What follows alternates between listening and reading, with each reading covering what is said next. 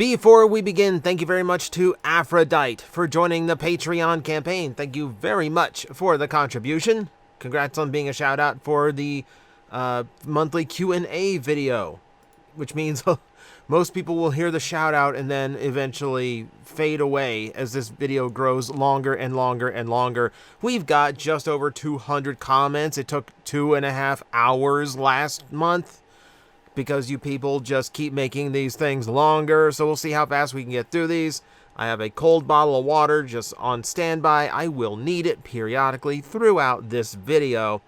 Now, if you want to leave a question for next month's Q&A, then please remember the rules that you see on screen. One question per person. And I don't just mean one comment, I mean one question period, so everyone can get a turn and we can get through this very quickly. Quick answers only. Don't ask me to create an entire toy line or a cartoon concept on the spot. I will skip ones that are going to take too long to answer or take too much thought here. Keep everything TOS and no profanity, nothing. Don't get this in trouble, or I won't be able to do these anymore. And if you're just going to comment on the video, make sure you start your reply with the word comment so we don't mistake it for a question. So, for instance, MX Studios 88 here immediately made a comment, so please make sure you mark them. That way we get straight to questions. I've also put down new rules. Please do not ask about Gundam or realistic gun transformers. It's been such a common thing, I just have to cut that off at this point. So, let's begin with the first real question. Wouldn't it be awesome if they made a crossover figure that transforms into the Black Pearl? I like any transforming pirate ship. There's only 2 in existence and neither one is a transformer. So yeah, any transforming pirate ship or galleon, I would love. See, if you were dropped into the has-been hell of a universe or made an OC for it, what species would you be? And what would you be? That's, I never had to think about my has-been Sona before. I don't know, like, they're on the lower tier, but the imps seem to have the most fun. I mean, I feel like it would be an imp. I wouldn't want to be anything too high. I wouldn't be anything too high up on the totem pole. Just because it gets a little bit messy up there. I don't know what I would do, though. I generally think I'm a pretty good person. I don't know if I would end up suffering that fate in the first place. I hope I'm a good person. What would you dream Transformers universe looks like? Design characterizations. So you're asking me to create an entire universe. You get skipped. I apologize. I warned you.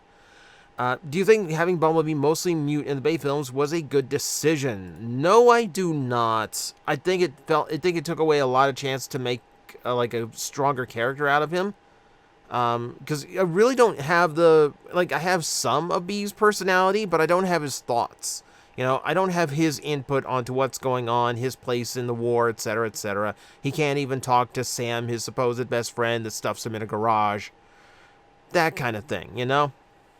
So I think it was a bad call, and I don't like the versions of Bumblebee we got after that modeled themselves after that. I don't like Mute Bumblebee. What would a Transformers Thomas the Friends be like? I know the meme world would get a good laugh from it. I mean, there's already memes like that. I mean, there's the knockoff combiner Thomas the Tank, that is kind of a Transformer. I mean, I don't think it would be anything complex. I think it'd be Thomas the Tank or like a new train toy styled the same way with a face on the front that transforms into something more akin to like Astro Train, because they'd probably retool it from an Astro Train toy. I don't think there's anything like particularly mysterious about it. I just think it'd be a transforming train that's on the more cutesy, family-friendly end of the design spectrum. Have you thought about doing background visual gags, like in every video that has like Unicron's one step? I wouldn't want to do it in every video because then you'd kind of get tired of it eventually. It would be something that I would do like on occasion. The only reason I don't do that right now is because, you know, over my shoulder and behind me right now is kind of overloaded. Now we're trying to fix that at the moment, but it's been on delay for a while. this backdrop is going to change very dramatically. So, like, Unicron's probably not even going to be in the shot anymore. Just the way things are doing. Yeah, I've thought about little background things like that, but honestly, I'd run out of ideas. I run out of ideas very quickly. It's always, what is TJOmega doing? Never, how is TJOmega doing? So, how is TJOmega doing? TJOmega is doing okay. There are times when I'm going through it. I've got my own stresses and all that, but, you know, I've got a supportive group of friends. I've got you guys out there that are always really supportive of what I am doing. I appreciate all of that. So, I'm doing good. Right now, I'm doing pretty good. If Beast Wars Megatron is the smartest Megatron, then who is the smartest Optimus? That's,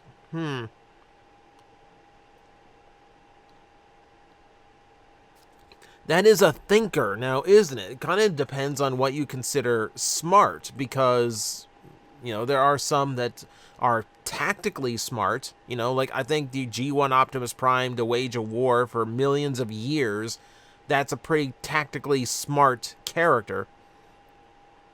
I also think he shows a lot more wisdom than some primes do. It's really kind of hard to nail down, you know, because there really hasn't been an Optimus Prime defined by his intelligence.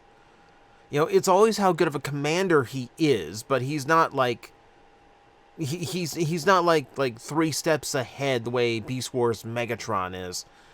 If I'm thinking about it right now, IDW is mentioned. IDW is not a bad one, especially on, like, he's more introspective, so that counts.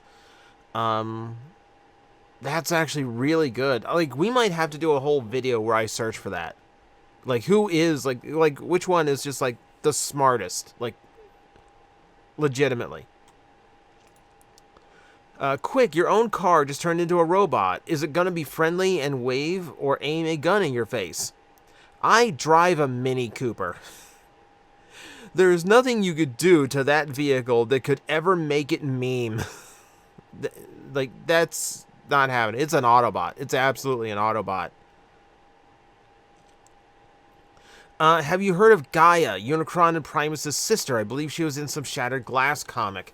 So, Gaia is a concept of Earth being a transformer. On one of the depictions, I believe you're right that Gaia is in the Shattered Glass universe. I also want to say they did something similar in one of the G.I. Joe Transformer crossovers, like one of those super bizarre ones. That would be, I think those are the appearances I remember of a character like that, but yeah, I have heard of, like, Gaia as a Transformer.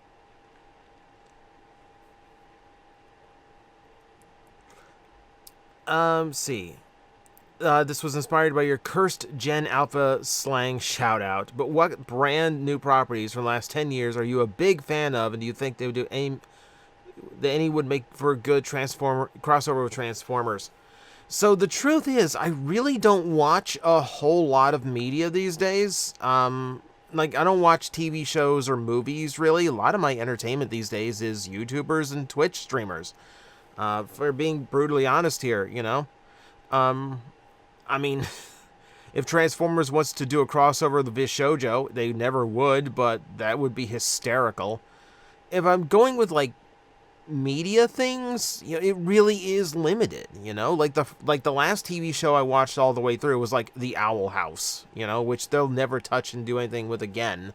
And I don't think it would cross over well with Transformers.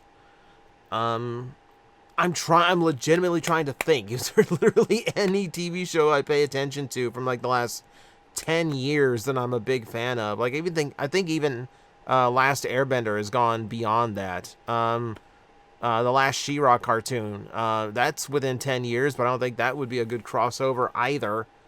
Same with the new He-Mans, though He-Man they really should try, because those, like, the original idea of crossing over the 80s properties, yeah, that would actually work. And there are some things that would actually work with that, you know? So, like, you know, Battle Cat as a, you know, as like a Tigatron retool would work perfectly well. But that's cheating, because She-Ra and He-Man are from the 80s. I'm just talking about the new versions. So yeah, unfortunately, it's not. I wish I could give a better answer. I am like so uncultured these days. Outside of Optimus Prime, do you have any Lego sets? Many of them. So you can't see it because my 3D printer and Unicron are in the way. I do have the Sea Cow, like the big pirate ship from the Lego movie. I have Lego modular buildings. I really like the modular buildings, so I've got one row above the TV and one row of them below the TV, and I have, I think, two others that I haven't gotten around to building yet because I don't have the space. Aside from that, I do have like little Lego things all over the place. There's some Sonic and Animal Crossing Lego to my right over here. Behind me, there's like a little mini Lego Disney castle.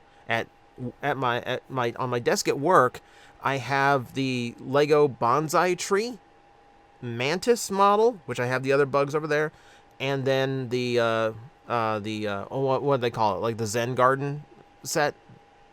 Yeah, so I have a lot of Lego. What if Beast Wars was 2D animated? I mean, you could get away with it the same way you got away with classic Transformers, but I really do think you lose something.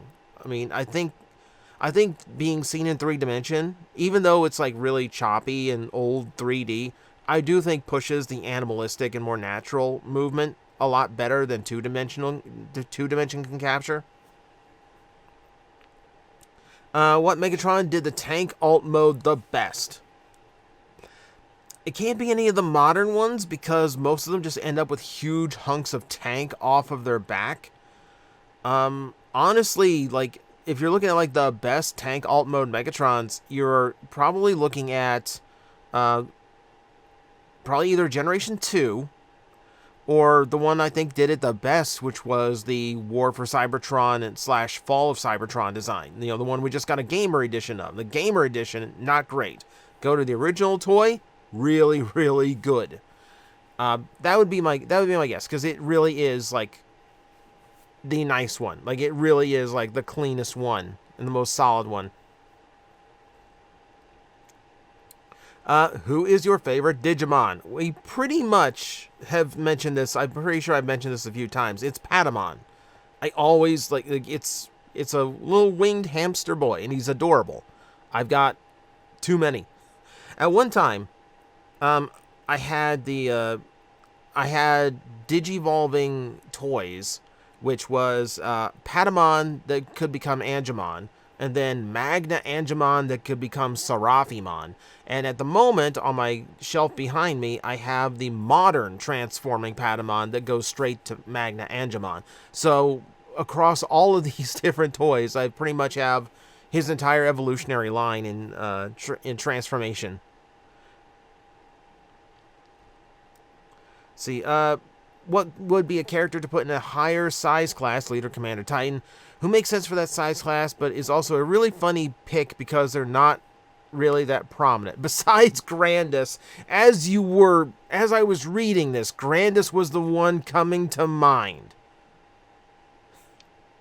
That was the one coming to mind, and you cut me off completely. Okay. Who is left? Who could even be at that size scale? I mean, I think some of the funnier ones to do at that size would be like, like an Energon Megatron, because he got really big in one episode for like one of the big final fights with Optimus Prime, or Energon Optimus Prime. You could legitimately do them as Titans because they appeared in giant size. We did it for Supreme Starscream back in the day. It's not unheard of.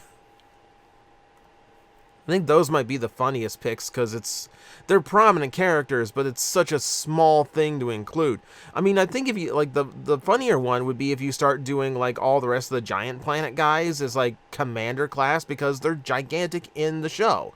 But then you're just doing a commander class of like a cement mixer, and he comes with like a core class size Minicon. Well, no.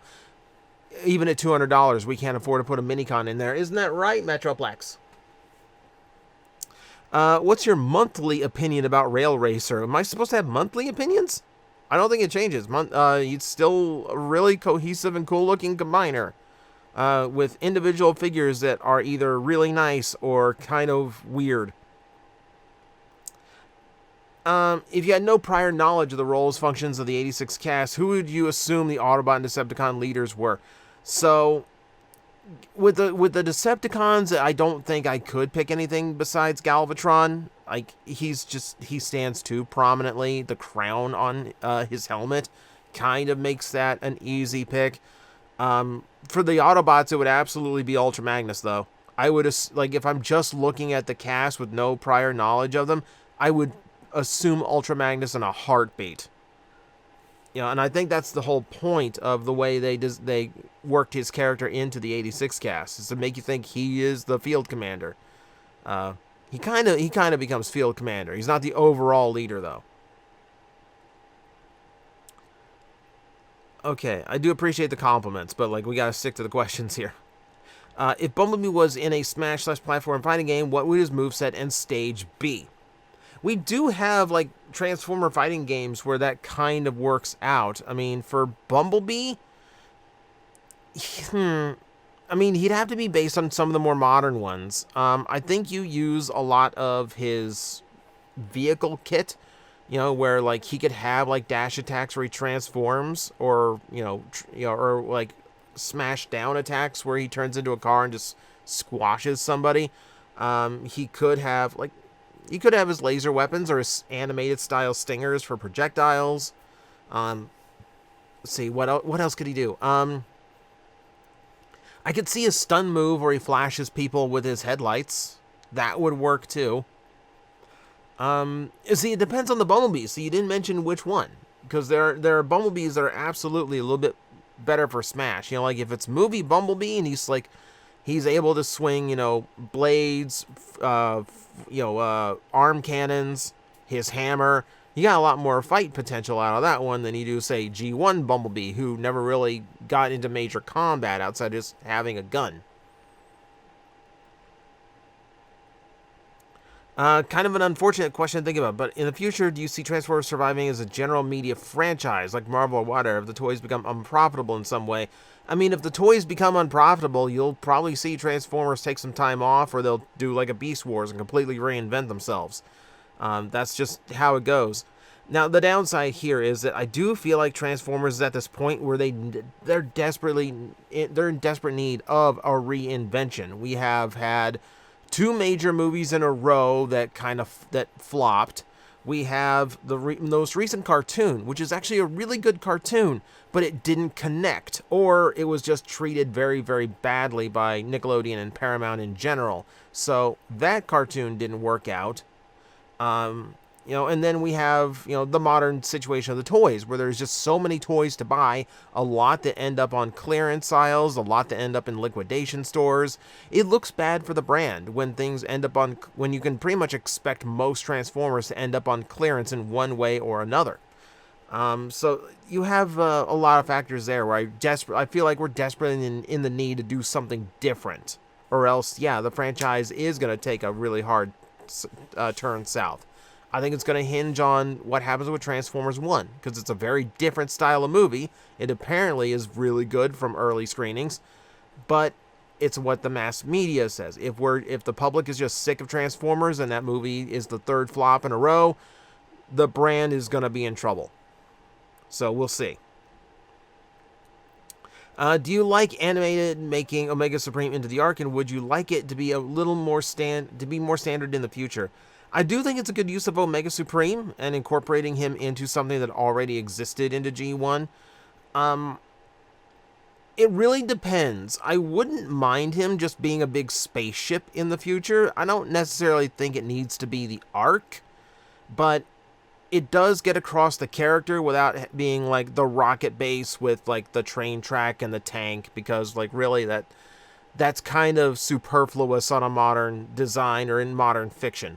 Why would a rocket base have a train track with a tank on it? So yeah, I wouldn't mind him being a spaceship as like a permanent, like this is what Omega Supreme is now thing, but maybe not always the Ark. Depends on the story.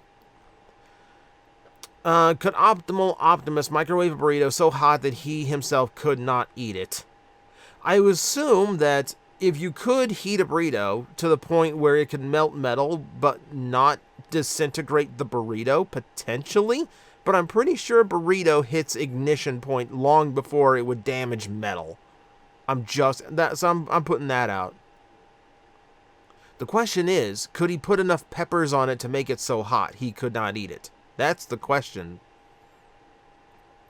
Knowing the history of the Transformers using a big screen movie to affect the timeline of a series, the 86 movie jumping the G1 series forward by about 20 years, what if Transformers is like Star Wars, the Clone Wars movie, basically a pilot episode for the big screen to a new series that Transformers Earthspark was a filler series to hold on to trademarks until that movie came out.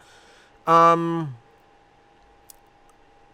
really don't think that's what the goal was for Earthspark, but with Transformers 1, it is set up to be just a general prequel, where like any of the live action movies could take place afterwards, or if people really like the new change, it could be a jumping off point for a completely new line of Transformer movies, and we won't have to do the live action ones anymore. We're apparently getting the Transformer G.I. Joe movie. We'll see how the audience responds to that. But if one succeeds and the G.I. Joe movie does not, then you're going to see you'll probably see a fictional universe based solely on Transformers 1, because that's what worked. And there desperately needs to stick to what works at this point.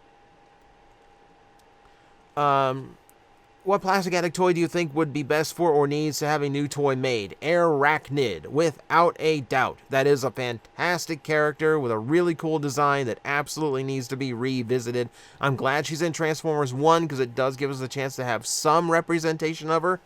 But no, like that character and that design is way too cool to be left to like that really lame deluxe that came out. I need that toy again. Much bigger this time, please. What series take on the minicons is your favorite? Armada, Cybertron, RID. I didn't like the RID ones because they really just felt like projectiles that could transform, which I think takes something away from them.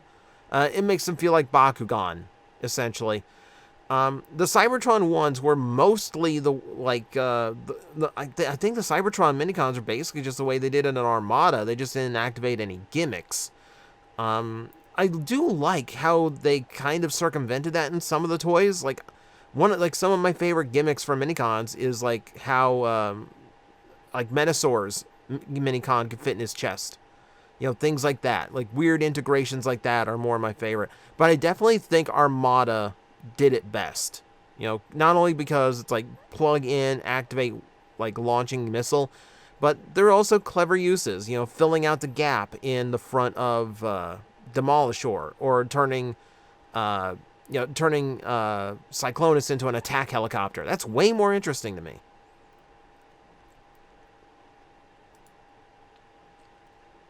See, if you could only pick 3 characters, no matter the universe, for the Legacy line besides Polar Claw or any Turtles, who would you choose? See, you're cutting my favorites out, man. What are you doing? I'm happy with what we got for Starsaber, so I'm not going to resort to Starsaber. I like my deep cuts that I had, so like I want a new Rapido. So give me a new Rapido. I like Clench. Give me a brand new Clench, because it's a super cool design. Beyond that, I'd love to throw like a weird one out there. Just like it's never gonna get made, but I want it to be made again. And that's something like a Karada, or who else is a good one? Who else is a really good one that is never gonna get another toy unless I specifically demand it in this hypothetical scenario? I had one come to mind and it slipped. I don't like that. I can go with those 3 though. There's a lot. There's a lot I would love to see again. I was like literally just sitting at work the other day going like, I'd really like a new Cybertron Brimstone. That's a really fun and cool looking design to only do once.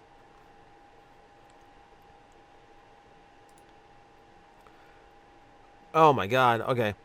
In the event of a potential Batman the Animated Series, New Batman Adventures, Batman Beyond Transformer collaborative spinoff, what are 2 or 3 villains you'd want to see, barring Joker or Blight? So you take away the best ones. Mr. Freeze as an ice truck is a good shout. I would love to see, I'd love to see, like, Bane as a big tank. Like, Bane as a tank seems appropriate, and you make the gun barrel look like one of his tubes. Like, you could literally, like, you could remold a Shockwave toy for Bane and keep the hose. Keep the hose that goes into his gun arm. That's Bane's hose now. That's. Oh, I'm mad that I just thought of that. I have to send it to Grimlockamus. Now. Beyond that, I like the Riddler. Like, from the original animated series, Riddler was my guy. I don't know what vehicle would be good for the Riddler, though. Huh. I've stumped myself by trying to think of the Riddler and what transformer he would be. But you're asking what villains I like to see. Bane, yes. Riddler, yes. I would love to see Ink from Batman Beyond as well, but how would you make her work? Oh my god. Question. What does the more alive actually mean to the Transformers? So, more alive is really hard to quantify in a series that really didn't have any fiction attached to it. You really can't figure out what more alive means as far as action masters go. I mean, if you want more alive, you look at things like Beast Wars, where the characters actually have to breathe, which would indicate some kind of respiratory system. Now, in a Transformer, that could most likely mean, like a ventilation system or like a coolant system. But they could also take in odors. They had olfactory senses. They could have upset stomachs, and they could actually eat and process matter to actually create energy for themselves. That feels like the more alive part to me. That feels like more alive. Because now we've replicated biological systems in a mechanical form. I don't know if Action Masters is the evolutionary step to Transformers that led to that in Beast Wars, but it does seem to line up pretty well. Also, if you take the Action Master part of that whole process, they're not only stronger, faster, more alive, but they also can't transform anymore. But if you look at a Beast Wars toy and you see how much shell is hanging off of them, and you think of, like, what if a Pretender was attached to a Transformer to make up for that lack of transformation, you start to see where Beast Wars kind of begins, don't you? Just a little bit. Just a little bit. Just follow me on this little conspiracy theory, because I've got this whole thing plotted out. If you could live in any Pokemon region, which one would it be? See, that's tricky because, like, my nostalgia is in Kanto, but man, I would not want to be limited. I wouldn't want to be limited in what Pokemon I could get. I don't want to live in, like, the most recent region. See, you'll forgive me if I can't remember the name of each specific region. But, like, the Gen 9, which is literally just a really big school, can't really live there myself unless I want to be a teacher at a Pokemon school, which admittedly would be really cool. But it would absolutely be in one of the newer regions. It'd be like Galar. If that's Gen 8. I genuinely can't remember. Basically where there's more Pokemon available. And, where, like, I have more selection if I want. What's your favorite alt mode for Optimus? Flat Nose, Long Nose, Fire Truck, Beast Hunter's thing. I mean, my nostalgia is always going to say the Flat Nose. That one's kind of easy. I usually just kind of depend on, it depends on what they do with it. Because, I think Armada Optimus does, the long nose in an interesting way. So, things like that come to mind. But, I'm usually going to default to the flat nose semi. You have to sacrifice a good toy you own to improve a bad one in your collection. Who are you giving up and who are you fixing? I mean, there's a lot. There's a lot to choose from. I don't know. Like, why would I make that monkey's paw deal? Why would I give up a toy that's great for a toy that's not great? I mean, I'm looking at my toys right now, and I'm thinking to myself, like, who could I give up? And, like, I'm looking... The one I'm looking at right now is Masterpiece Reboost, who I do think is a really, really good toy, but I don't feel like I don't feel like Skids is worthy of a Masterpiece toy, for being completely honest. The fact that, like, a character who only has 2 appearances and 1 line in the entirety of the Transformers cartoon gets a toy before Jazz. I know that's a license thing, but still. He got a toy before Cyclonus. He got a toy before Reflector. What? And if I'm giving that one up, and if I'm improving a bad toy, and that's going to be something from the Plastic Addict run, I would love a better Energon Wing Saber.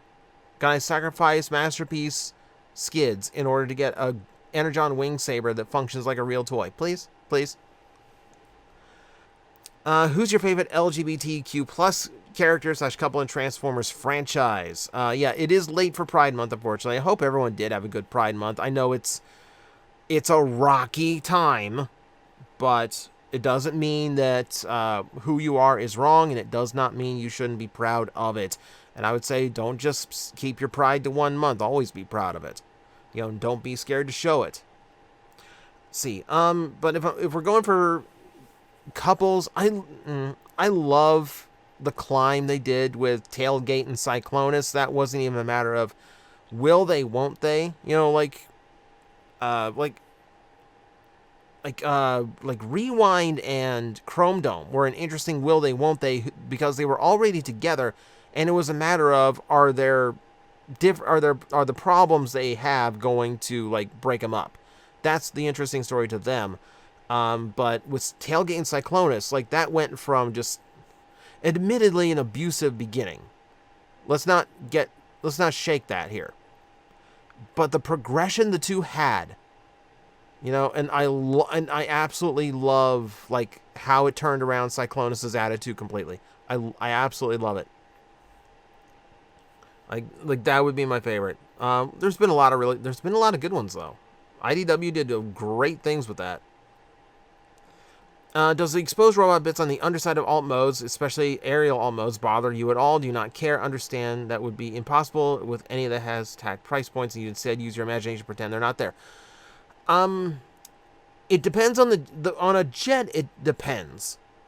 On a jet, it depends because sometimes they can wear it well. Sometimes it's kind of messy. Generally, I don't mind the underkibble on a jet. I really don't care on a vehicle. You know, like, there's a lot of Transformers these days where you mess with, and like the robot mode feet you can see on the underside, sometimes you can see that from the side of the vehicle, and that bugs me a little bit. But for the most part, no. That doesn't really affect my opinion of a Transformer, just being able to see the guts on the underside. If you had to live on the Earth of one of the major Transformer universes with all the awesome positives and property damage and death negatives it brings, which would you live in? I would have said Earthspark if it hadn't been for the part where, in Season 2 they just kind of go back to warring on the Earth. God, if I'm trying to think, like, terrible things happen to every Earth the Transformers involve themselves with. I would say maybe the Prime, because that seems to have the least collateral damage to it. Weird things happen, but, like, no one went and destroyed a city like in the live-action movies. I think that feels like the safest one to me.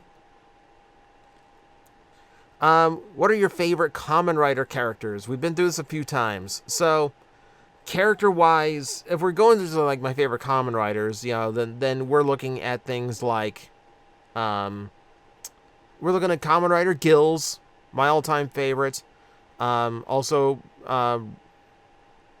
who else is really good?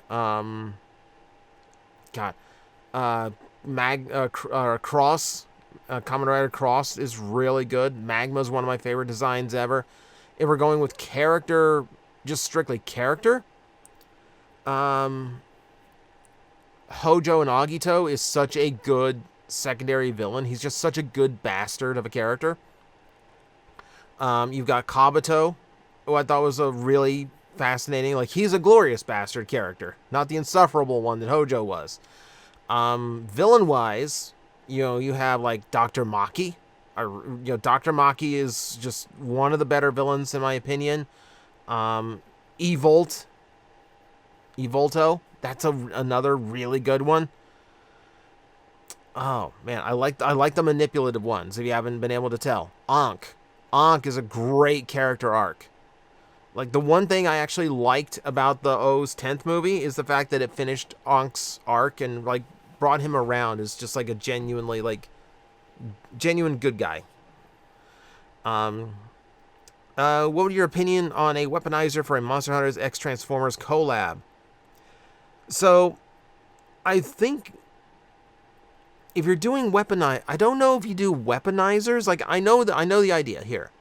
The parts of the monster come off and become parts of and you can use them as armor for your other Transformers. The truth is, things like that never really work out very well. And you could do the same with weaponry. Now, if you could give me a Rathalos that breaks down into a lot of the major weapons, like if I could get like a great sword, a switch axe, dual blades, a hunting horn and all that, and you could just make that the toy, but then you lose the transformation. I think your best bet for it is to just make something like a transforming Rathalos that does have a full robot mode into like an actual hunter. And that's been done. There is a transforming Rathalos that turns into a hunter. I have him right over here. And his wings turn into a greatsword, and like his parts come off and become parts of a weapon. So technically what you're asking has been done, but it wasn't actually Transformers that did it. I always meant to review the toy because it's really, really cool. But it kind of already exists. But the idea of making it like a weaponizer, so parts can come off to become armor and weapons for other Transformers, that's actually a fun way of incorporating the Monster Hunter theme into the franchise. What's your current favorite leader class Transformer? Anything from 2018 to present day. Can I remember what came out in 2018? So I believe that's like siege levels. So if I am thinking forward from there, I mean, that would come to things like the 86 Dinobots, I think, are all brilliantly engineered. And they're some of the few leader class toys that feel like they're worth $55. That's a really big thing for me, that they genuinely feel like they are worth the big asking price. If I'm sticking to like generations and I'm looking over here, I had such a history with the Galaxy Upgrade Optimus Prime, because I didn't like it because it felt like such an inferior Cybertron Optimus. And then they did it as an okay Ultra Magnus. They did it as a slightly better Ultra Magnus in Kingdom. But it still never fully sold me on that toy. But I have the Nova Prime now. And the Nova Prime hits all the notes that the other ones failed to hit. So I'm going to go with that Nova Prime. That is a fantastic toy. When Transformers was handed over to Kenner, how much influence did they have in designing the new toys and input in the show? And how was Takara involved? So, Kenner, at the time, remember, they just got bought, so they're still a subsidy of Hasbro. They're still basically like their own little unit. So, when Transformers was handed to them, they pretty much gave it their own go. To my knowledge, Takara was not involved in the engineering and design of Transformers, because remember, most Beast Wars stuff came out in Japan a year later, because Takara was hands-off. All of this was completely done on the American side during Beast Wars. As far as input into the show, a lot of that wasn't really them. A lot of it was just the designers and the writers for the show picking the designs that they really liked. For like, they decide like, okay, we need a character, we need a female in the cast. Here's this bird that could pass for female, but they haven't released it yet, so they can still change that. And that became Air Razor. The only time I can remember offhand that the toy maker had influence in the show was potentially who got killed off in season 2. For season 2 in order to incorporate new toys, potentially that. But I think the big thing was Tigerhawk, because they originally weren't going to release the toy. They decided they were going to cancel the toy, so they said don't put Tigerhawk in the show. So they didn't, and then they said, okay, well, you can put Tigerhawk in the show, but only if you're going to kill him off really quick. Because we're not making the toy, so we don't want him around for too long. And then they decided to make the toy. So it's a really funky thing. Could Legacy Thundertron be repainted as Lio Convoy? I want to say that was done to the original Prime mold, so yeah, absolutely. It looked kind of weird, but yeah, I think that could be done. Do you get any free time nowadays? Whenever someone asks you if you have seen blank, your answer is almost always, what is free time? Is this free time you speak of?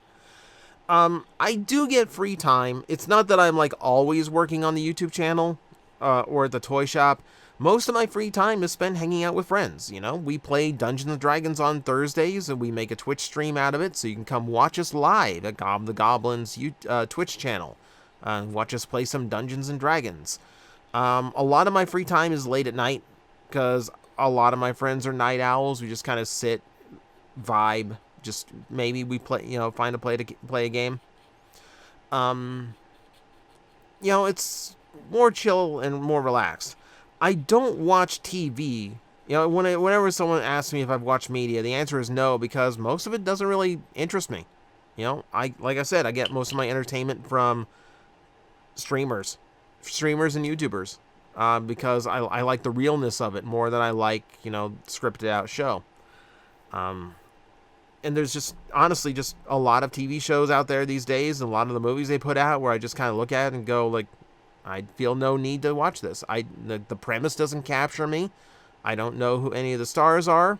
Doesn't look all that interesting. Okay, I'm just gonna stick with the stuff I like then. But I do get free time, so don't mistake that. Next year's Titan that isn't a Tidal Wave repaint. I don't think next year's Titan is a Tidal Wave repaint. I think they do that as a selects at some point. I'm not sure, because really, like, who's left? My gut instinct is that they're going. My gut instinct is new Metroplex, because that original Metroplex is so out of place with the other Titan class Transformers. I really want a redo of it, so that's what my money is on. But I'm starting to become one of those that's kind of hoping for like an animated Omega Supreme now that we've gotten animated toys in universe or in Generations. I'm hoping for that. I hope that's a possibility now, because it's in that realm of like it's a character they could do, and and it's a character who never got a toy in his original. And it's one of the few giant Transformers we have left. Also, you have Lugnut Supreme as a potential retool, and Hasbro loves getting retools out of whatever mold they can. So, but my money's on a Metroplex right now, because yeah, I'm looking at mine right now. It's like, you gotta be changed. I would love you just a little bit smaller with a little bit of like the more modern design interest in you. What OC would you like to shoehorn into any TF series? The only OC I ever really made, like, really, is like, it's got stuff from my, like, fanfic days of, like, I had a Dinobot named Spike, who was, named after the human that helped the Autobots.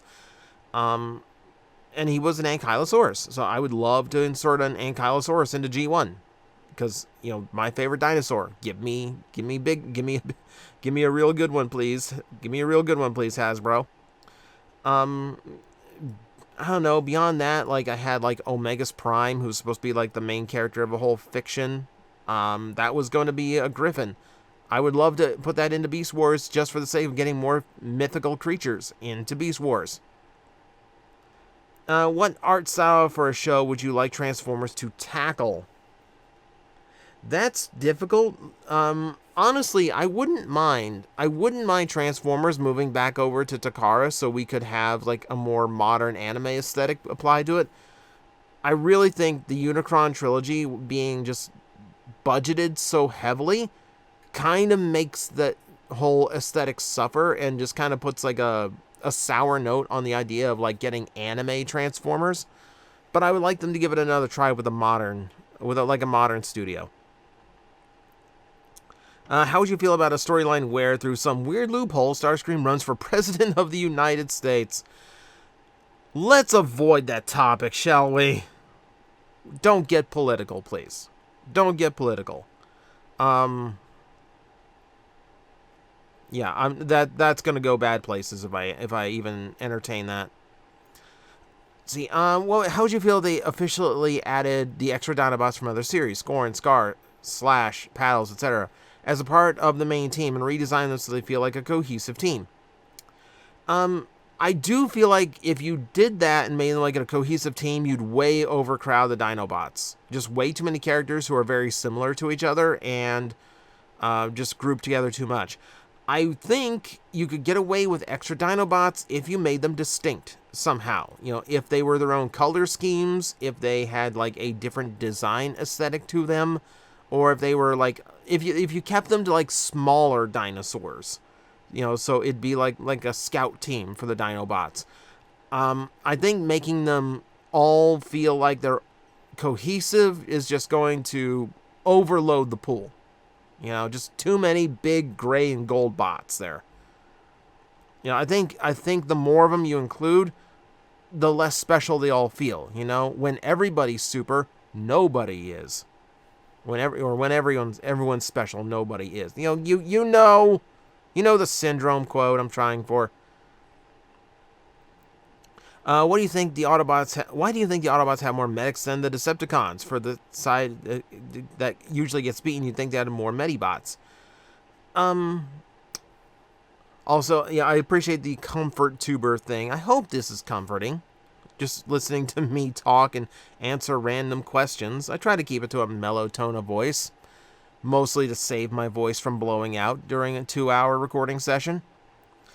I think because to be a medic, you need compassion, and there's very, very few Decepticons who are ever going to have a level of compassion. I feel like repairs are kept to, like, the more scientific Transformers there as, like, a necessity. I feel like the Decepticons would be more the ones to rely on, like, repair bays, something similar to, like, a CR chamber in Beast Wars, than the Autobots would. I feel like the Autobots would be much more hand-on with the repairs, whereas the Decepticons would use something more of an automated system, so they don't have as many medics. That would be the thought in my head. Would you like to see the G2 color schemes of Scramble City Combiner teams used as new characters? Perhaps with the Allegiance switch so we get a team of Decepticons, reused vehicles, the Autobot military vehicles. So we kind of went over this. I did create the Pursuiticons, which would be a brand new take on the G2 Stunicons. I didn't faction switch them, which is not a bad call, because they're, of course, they're the G2 version of them, so they are naturally Decepticon. But I don't want to overload that idea. It's not a bad idea. I like the idea of using them as new characters. I really thought that's what Hasbro was doing when they renamed Drag Strip Shadow Strip. But then they did G2 Break Dead End is just Dead End. So, you know, that kind of killed that plan. If you had to Scramble City your Combiner, who's the 5 characters? Oh my god. I genuinely don't know here. First off, I'm not sure what Combiner I am. First, the hard part to that question is the combiner depends on the personality of the components that go into him. It's why Menasor is dumb. It's why Menasor is dumb as a brick, because everyone on that team is, just basically reckless and cruel. Yeah, I don't know how to answer that one, because again, you got me having to spin through 50 odd characters here to try to pick 5 for an ideal combiner. It's not working out in my brain somehow. Yeah, unfortunately, I don't really have an answer for that. Favorite size class? Probably Voyager. They feel that's where you hit a level of complexity that's not overly complex, but they feel good in the hand to mess with. And they are a nice, they're sized well enough to feel substantial. That's about the I would say, but I'll give you this. Commander is doing a really good job. Commander makes a really strong case for itself. What Transformer comic storyline would you like to see get an adaptation? Marvel, Dreamwave, IDW, or even Skybound? So unfortunately, I don't think many of the IDW runs could really work for that. Some of them because they're so long. And IDW's comic book style is all about bringing back past elements for the future ones, and reincorporating them into the current storyline. That alone makes it very difficult to go here's a limited story that we can run as an animated feature. Honestly, the best stuff for that kind of comes from the Dreamwave run. And I wouldn't want to do that because it means giving Pat Lee more money. I don't want to do that. So, but honestly, in my head, what would be a really good animated adaptation would be the Sunstorm storyline. It's concise enough. Sunstorm makes for a really imposing threat to both Autobot and Decepticon. That one wouldn't be a bad call to adapt. Everything else, I think, would take a little bit too long. Unless you're doing a full series of it. Who's some movie exclusive characters or movie version characters that won't use just normal? Do you want to join the normal canon? Here's where my throat starts giving out. My go-to is usually Bone Crusher. That's my favorite design from the movies. You'd have to give him a new name because G1 Bone Crusher is already a thing. I'm trying to think if I pick another character. Who's completely unique? I mean, Barricade's an obvious one. I'm trying to think of someone who isn't from the first movie. That's actually tricky. Because, the farther we go, the less character they have and the less likable I think the cast gets. At that point, you get into, Hound. But, Hound is basically movie Bulkhead. And as far as, movie exclusive characters, maybe Blackout. But again, that's going to the 2007 movie. I think the opinion just gets lower the farther I go there. Do you think the next TF HasLab should take a different direction? The past 3 projects have all been some variation of large commander scale characters with tons of accessory complexity. I think the design team may want to try something new. Personally, I'd like to see either a full combiner team that wouldn't work at retail or a playset based on an iconic location like Autobot City. So you nailed it what I want them to do. The next thing I want them to do for HasLab is a full transforming Autobot City with minifigures to recreate scenes from the 86 movie. There's a brilliant, the best custom I've ever seen is someone who figured out how to combine the Fort Max and the Metroplex figures in a way that makes them look almost identical to Autobot City when they are repainted orange. I would love for that to be a thing because it looked absolutely epic. and I need it. I need it bad. But as far as going in a different direction, I think I'm hard pressed to think of like what kind of combiner would not work at retail level, but would be popular enough to actually make for a HasLab. And that gets into like Lio Kaiser territory, and they've already said they didn't want to go back to Transformers Victory for the next one.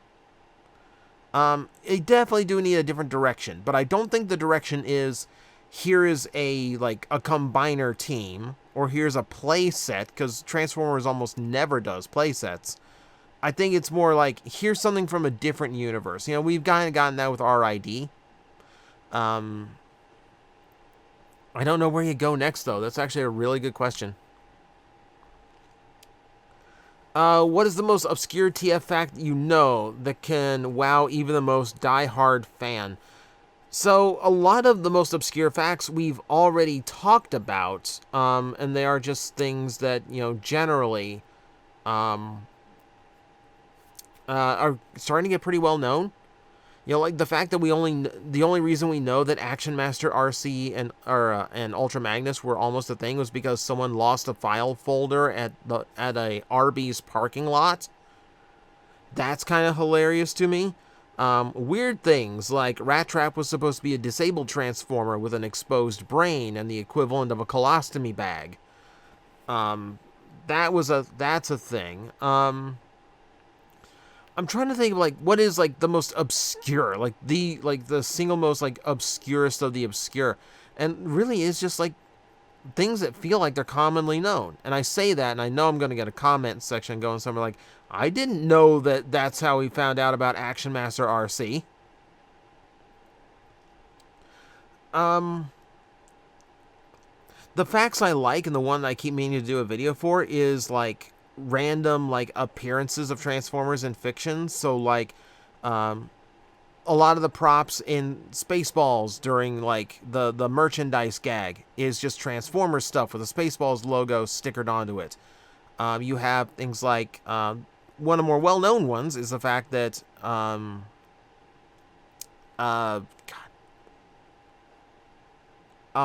movie Aliens, some of the equipment over the operating table they have in that movie is shockwaves that are just painted gray in gun mode, held upside down.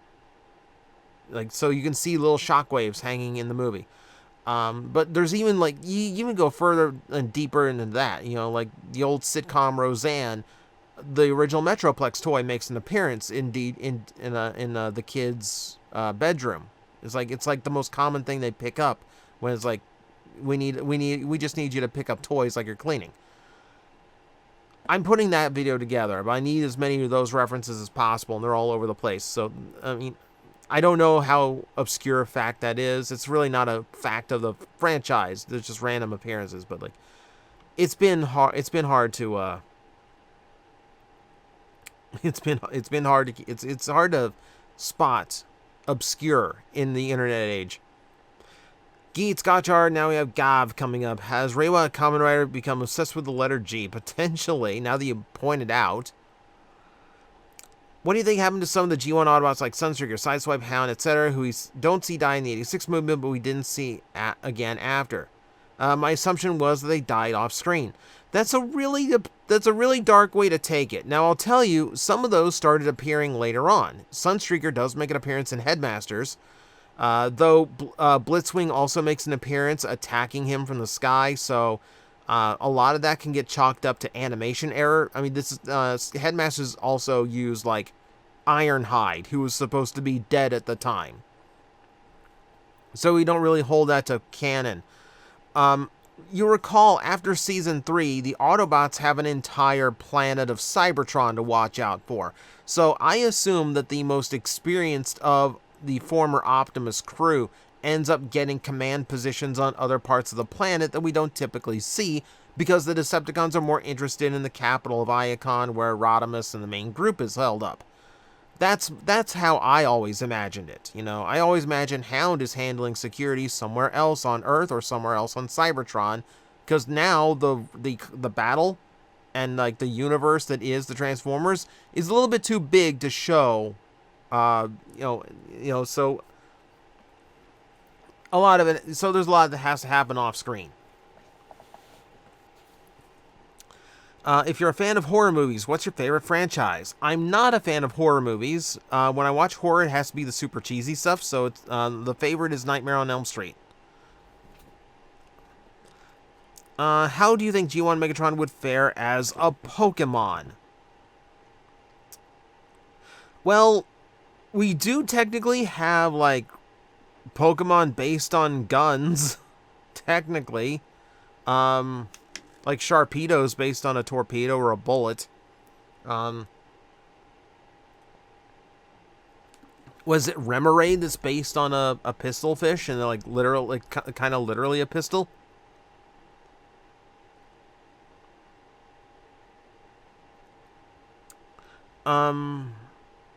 Yeah.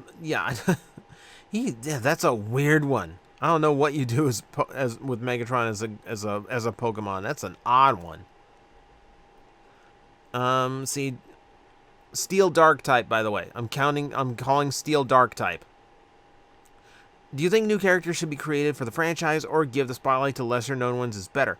So, I do think you need new characters to create new ideas. You know, I don't think any polls you could make from G1 would make the story for Earthspark work. Like, even if you, like, took some obscure G1 characters and said, like, these are the Terrans. You know, these are the ones that were created by the Emberstone in order to protect the Earth and join this family. I don't think that premise would hit nearly as hard if, like, Cliff Jumper came out of the pond, or Power Glide, or like even deeper cuts, like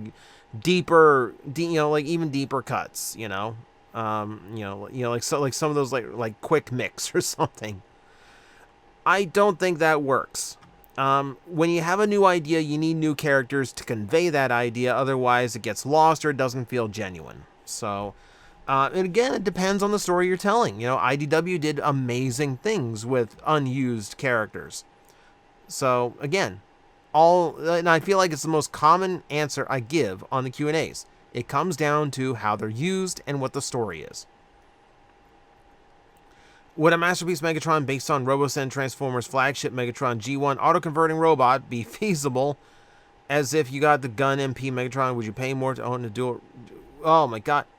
More gun. I feel like now I'm being challenged. I told people no realistic gun Megatron questions, so now you're just like finding new ways. So I'm deleting that to make a point, not to ever approach the topic again. Please do not. I'm so tired of answering this exact same question about Megatron and gun laws. We've been over it a million times. I'm done with the topic. That said, the RoboSen is based on a tank. If you do a masterpiece based on a tank, there's no gun law there, is there? You ever think we get new versions of the throttle bots? I'm shocked that Hasbro has not figured out that the Sideswipe mold that they've already used 14 times is no. I'm misconstruing the idea. Hang on, I just confused throttle bots with something else, and we'll go back to that. The trick with the throttle bots is they would basically be the same toy 6 times over. The point where I should have been making is the fact that they've done molds that they've released over a dozen times. So the idea of doing a mold that is done 6 times is already like on the table. I think the difficulty with the throttle bots is when you get down to the alt mode scale. Now, Goldbug being a little bit smaller than the other throttle bots, that's fine because they turn into full, like, they're all kind of, they turn into like actual cars and he turns into a VW Bug. So, okay, a little bit of size difference. That's to be expected. The trick to the throttle bots is, I'm trying to get the right name right.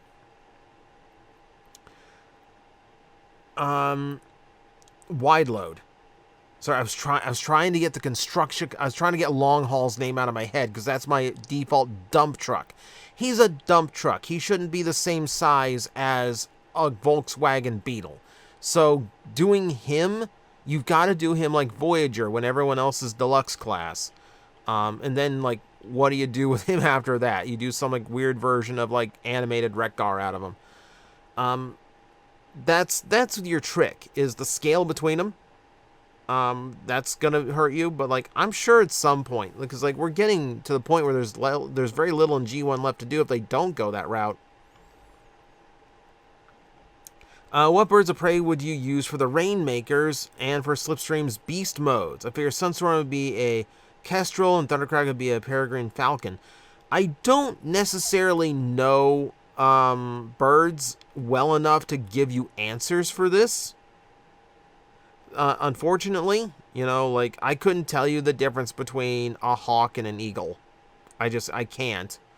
Or a hawk and a falcon. That's a better one. I don't know the difference between them. I know why you say Peregrine Falcon for Thundercracker. I at least know that's because they're the fastest bird. I know that. Honestly, the only one that comes to mind would be like for the Rainmakers would be to make them vultures. Like that kind of seems to suit their more like their like tactics of like acid and decay. That seems like it fits their motif a little bit better. I don't know about Slipstream. I know about Slipstream. I'm trying to use my limited bird knowledge. I know there's a lyre bird that would be hysterical. I could see her using that to manipulate everybody. When filming in the toy store, do you wait for slow parts of the day or do you record before or after the day starts? It depends on the video. If it's something that could be interrupted, then I'll try to sneak it in during a slow part of the day. Usually like mid-afternoon is slow. Opening is busy. Closing after everyone gets out of work is busy. Midday, 2, 3 o'clock-ish, those are generally safe if it's a video that I can just like stop and restart. If I need to do a review or something that can't be interrupted, I usually do it before or after hours. Does the Double Target Master Quake eat Quaker cereal for breakfast? I don't know. Quake's a mean guy. I don't know if he eats. Not sure if he eats like Quaker oats. I think he eats the guy who makes the Quaker oats for him. Question. Danube class runabout or Delta Flyer? Not the Delta Flyer. Never. Do you know how many times the Delta Flyer crashed and burned? Yeah, no. You have any idea how many times Tom Paris probably had to rebuild that thing? No. Runabout. No, absolutely runabout. Congratulations, your 1,000 daily videos. Thank you. Do you have any idea for daily video? 10,000 in about 30 years. I hope you didn't do the math. I don't want to think about still doing daily videos 30 years from now. No. I have no idea. I don't know what video idea I'm going to have next week. You know, this week I had to plan out because of MetroCon. I don't know what I'm doing next week.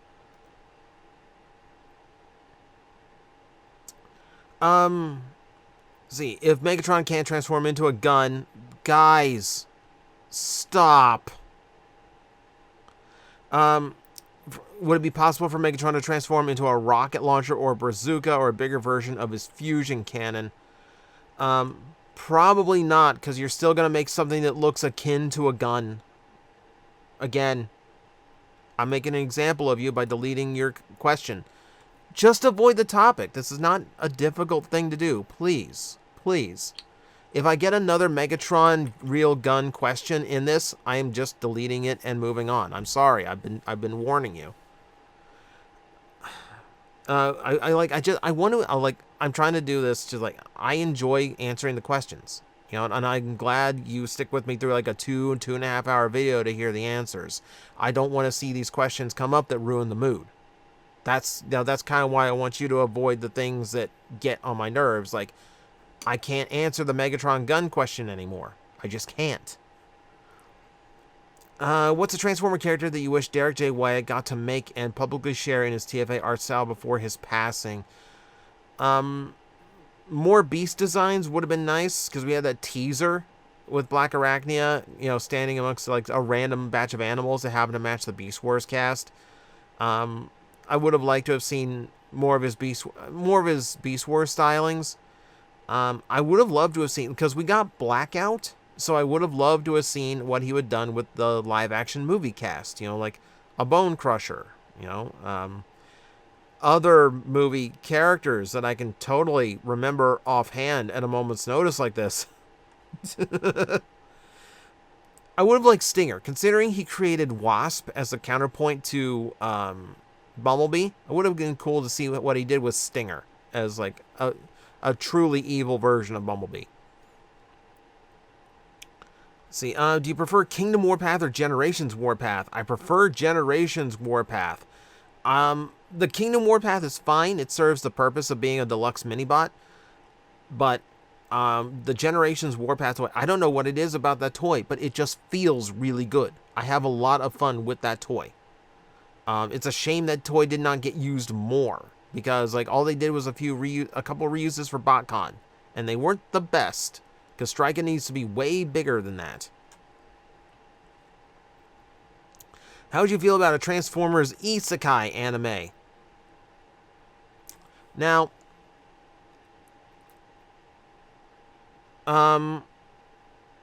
when you say Isekai anime, does Optimus Prime run over someone who then gets teleported into a Isekai world? Or does Truck-kun hit a normal human being and they end up in a Transformer world? Or does a man running down the road ram into Optimus Prime and he gets isekai'd into a human world? You're not specifying which type of Transformers isekai you have. But, I mean, dumping someone who knows Transformers in fiction, like from comic books and cartoons and movies and the entire toy line, and isekai'ing them into the Transformers universe, where now they're doing the Gwenpool thing. They know how all this works. They know what characters' pluses and minuses are. Like Decepticons break out Six Shot, and he's the one going, "Watch out! He's about to turn into his tank mode." That would be funny. That would be funny. Note to self: don't write comments at the back of 3 a.m. It's funny that you say that. It's currently 2:50 a.m. my time. I'm a natural night owl, so this is not a big deal for me. It's just kind of funny you're doing it now. Knowing what we know in the aftermath of the 86 movie, do you think keeping Optimus alive would have saved G1 and would have kept going longer than it did, or would the franchise still faded like it did? Losing the main cast that people had gotten attached to for 2 years does hurt the franchise. I don't think it saves G1, because what ultimately killed G1 was running out of good ideas for the toys. Having no cartoon to really push it along, that does hurt. But understand, Generation 1 had almost 100 episodes. For an 80s cartoon meant to sell a toy line, that is an enormous number to hit. You have to wait for things like Ninja Turtles and Power Rangers to get longer streaks of episodes. So the fact that they made it 98 episodes is already a small miracle. The fact that they made it to a technical 4th season, short as it was. But we already saw in Season 2 where episode quality was declining. So part of it is also the fact that the show just wasn't as good as it was before. It wasn't animated as well. The plots were getting weirder. So it was kind of already in a decline, even if Optimus had stuck around, even if the 84 cast had stuck around. I think the franchise is already declining in ways that make it hard for it to continue longer than it did. And again, ultimately it comes down to the toys were not capturing the interest of kids at the time. So, no, I don't think keeping up Prime would have saved G1. I think it hit a natural endpoint. Heard you mention in one of your videos that your store has a 3D printer. Do you do any 3D modeling? I can do some 3D modeling, but it's really just basic shapes. I don't really happen to... I can't make a full model character or anything like that. I don't have that level of expertise. I tried learning it back in the day. Didn't have the time to perfect it or really figure out what I was doing. So that's kind of how that one went. Do you prefer Headmasters, Target Masters, or Power Masters? Target Masters I always felt were just very weak as an overall concept, because the toy itself didn't really incorporate into the toy into the big toy well enough for me to feel like it's a worthwhile addition. It's just a gun. Power Masters, I hated the idea that if I lost that toy or if it broke, I couldn't transform my toy anymore. Headmasters are fun. Yeah, I'm out of toy if I lose the head, but I like that. I like that incorporated a pilot figure into the vehicle or beast mode. Those were fun. I like, Headmasters were the best ones for me. Which Transformer do you think would be the best Grill Master? None of them know what flavor is. That's a difficult one. Like, there's no Transformer chef, is there? Because there's no reason to have a chef. I feel like Trailbreaker. I feel like Trailbreaker is that guy, right? Because he's kind of got the paunch. He's kind of got, like, the middle-aged dad vibe going on to him. He's not like Old Man Ironhide. He's like, and, like, he can be his own tailgate party. Yeah, that's my answer. It's absolutely Trailbreaker. What do you think about a Titan-class Transformer that transforms into an entire baseball stadium? No. I don't know why it would turn into a baseball stadium, and honestly, that feels very... I think your market between baseball fans and fans of transforming robots, I feel your crossover is very, very thin. I don't think that would work. And honestly, a baseball stadium as a toy, I don't know. Like, I'm only kind of a baseball guy. I will watch the Cubs if they're actually trying, because I grew up as a Cubs fan, thanks to my grandfather. But I don't really follow baseball. I'm not a huge fan of it. The sound of it sounds just kind of boring. Just sounds really boring. What would I do with a baseball stadium toy? No, it's just not a toy for me. Let's say that. What Super Sentai Mega DX toys do you think would appeal to fans of Transformer toys the most? Easily. I don't know what it's called in Sentai, but your go-to is the Rescue Megazord. A young TJOmega looked at the first 2 years of Beast Wars and its organic animals and went, I do not want this. I do not want your fur and your fleas and whatever else comes with these animals. I want machines and robots. Please give me machines and robots. So, yeah, a young TJOmega scoffed at that. But at that time, we had the Rescue Megazord. And here's a set of Zords that work like Transformers and look like Transformers. And they combine like combiner groups did. And it was a wonderful thing. It was an absolutely wonderful thing. That's your pick. That or the Astro Megazord. The Astro Megazord's just straight up a headmaster. What's your favorite cartoon show from the 80s or 90s? Is not Transformers. So there's a lot of those. I will admit I like how cheesy the original He-Man is. I don't get tired of He-Man. I did grow up as a Ninja Turtle kid, so Ninja Turtles is always a really strong one. If we're talking about quality of cartoons, then you're looking at things like Cyber 6 in the late 90s, which I thought was 10 years ahead of its time.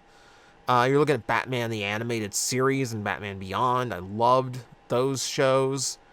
God, there's a lot of really good cartoons in that era. I know most of them were to sell toys, but there were some really good ones. Favorite, least favorite TF Studio Series figure. See, if I'm going with favorite ones that go, I mean, if you talk about Studio Series figure, I'm going to exclude the 86 run because I feel like that's cheating. Because I feel like, that's just going to be Dinobots again. But if I'm talking about, like, ironically enough, if I'm talking about favorite Studio Series figure, it's still a Dinobot. It's the Leader Grimlock. The Age of Extinction one. I thought that was an extremely good toy for what it was doing. If we're talking about least favorite Studio Series figures, that's the thing. It's like, I don't really care about the movie designs these days, so most of them I avoid. But I really do feel like a lot of those figures just kind of burned me a little bit too much. You know, like the last one I bought was Wheeljack from the last movie, and I didn't really like Wheeljack. Um, yeah, I didn't like that toy really much. I didn't really like the Studio Series Mirage all that much. I feel like most of the time I bought Bumblebees, they turned out. I didn't really like them. The least favorite's going to be the Volkswagen Bumblebee from the Bumblebee movie. Not only is it highly inaccurate to how he looked in the screen, it's just way too messy of a toy. Way too messy. Have you ever noticed that Frenzy and Husk from Has-Been Hotel have similar color palettes? I feel like I answered this question before. Maybe I just read it and answered it in my head. I think it's black and gray. You know, it's black, red, and gray. You know, it's a very common color scheme. How do you tighten loose hinges held by pins and universal joints? I wish I knew. I kind of said this before. I'm not the guy to answer Transformer repair questions. I genuinely don't know. Genuinely don't know how to do it. How do you feel about G1 Predaking with all of its figures as leader class, since they're supposed to be the same size of the Dinobots? I mean, I could get behind that, but then you fall into that Predaking trap of, if he's the same size as the rest, the combiner comes out way too awkward. You know, even like, I really like the one they did. I like the Power of the Prime Predaking, but that he does look a little bit awkward in the midsection because of how they had to do the kibble for him. I know I'm kind of the fan of, like, you know, if you're going to do like leader classes for all of those Predacons, I would like to see it just for how big the Predaking would be. But I think your Razor Claw's got to be a commander. You know, he's got to be a little bit bigger. Have you heard that Microsoft is trying to have the next Xbox have Steam on it? That would mean PlayStation exclusives would no longer be exclusives. Means Xbox only competition for consoles would be Nintendo. I really think competition's overrated in video game markets because the makers go after completely different markets these days. It's not like the Genesis Super Nintendo days where you were one or the other. I don't feel like there's like a console war anymore worthy of like paying attention to or speculating on. I have heard about that. We'll see if it actually happens, but we'll see. We'll see. What's helped you feel like you're in a rut with Transformers and almost want to quit collecting? I haven't really hit that point. I really haven't hit that point, honestly. I still enjoy it. I've always enjoyed it. I mean, really, like, if there's any kind of, like, burnout with Transformers, it's just...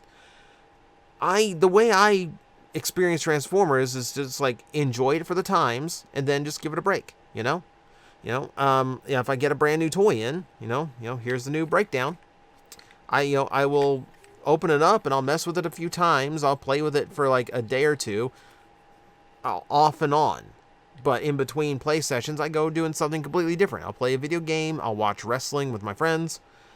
So I never really get like to the point where I'm like, that's all there is. Of course, it's my main fixation, but it's, I give it breaks. After watching the first hour of Scheduled Complex 50, do you go back and watch scenes you're not a part of? Yes, I do, because I am curious about the story that we're telling, and I don't want to be left out of that story. But usually it's only after I know the majority of what happened. We got a little bit of a clue after Ilafi's death in episode 50, spoiler alert. So I did feel comfortable going back and seeing the scene that I was not a part of. But if it's something that, the DM takes it private for a reason. So if I think it's going to ruin the story to find out, I don't go back. What's your opinion on the guiding hand, the IDW's take on the Transformers religion? Honestly, I didn't pay that much attention to that element. I was more interested in like the stories they were doing with the 13. And that, that whole fiction. Yeah, I honestly, like, even as you mentioned it, I don't even remember the guiding hand as an element in the stories. I will be honest with you. Do you think Six Shot and Switch Hits could work as a commander? Yes. And in fact, I think if you're going to do a new 6-shot, Commander is the only option for him. Not only because of his size, but also because of his complexity. I do think Titan's Return gave us a really good 6-shot, but it is kind of time for a new one, and a Commander would be a perfect spot for him. Do you think a future Megatron could be a vehicle weaponizer? He can't form a gun, like Slammer, as to kind of fit the original show gimmick, or depend... Using his original idea of becoming a weapon for other characters to make him a weaponizer is kind of an interesting take. I'm not necessarily sure it's necessary, because, like, genuinely, like, he could give his arm cannon to any other Transformer that has a 5mm peg. And really, I think it... Honestly, like, I always felt it was beneath Megatron to allow others in the Decepticons to use him as a weapon. So I don't think I would really want him to go in that direction. Which characters get better toys once we focus less in screen accuracy and they don't need all those extra steps and fake parts? Which characters get better toys once we focus less in screen accuracy and they don't need all those extra steps and fake parts? I think I'm trying to sparse this. So there actually are a lot of really good toys for those characters in previous lines. You know, like Perceptor has a really good toy where he's like a half-track truck, which would be kind of like an exploration, you know, slash observation vehicle, which works for Perceptor without making him just straight up a microscope. You know, because let's be honest, it's a boring toy that he just turns into a microscope, and it also makes for a boring transformation. So I like when they do things with like characters like that who really need like a proper vehicle mode. You know, I would say the same thing about Reflector. I really like what they did with Siege Reflector because he's got, you know, a thing he can do separate from just being a crammed together camera with the rest of them. If a Cybertronian turns into robot mode in front of a character from the Cars movie, would that be akin to an eldritch cosmic horror disguised as a human revealing himself? That, yeah. Now that you mention it, yes. That would be horrific. That'd be like if you were walking down the street and someone's skeleton just like left their skin and kept walking down the street. That would be terrifying. If Hotshot ever appeared in live action, what do you want his vehicle mode to be? A scrap car on the ground that gets blown up? Honestly, if he's going to be in the movies, then you make him a race car. You make him a NASCAR, because that lets you put his like race helmet aesthetic in. Would you watch a stop-motion Transformers movie with meta humor regarding the brand and fandom? I don't know if you need the meta humor, but like if the stop motion is good, I've seen some really impressive Transformer stop motion.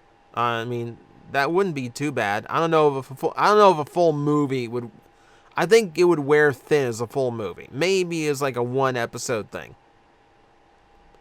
If they made a Dragon Ball Xenoverse style Transformers game with character customizing and level grinding, would you play the game?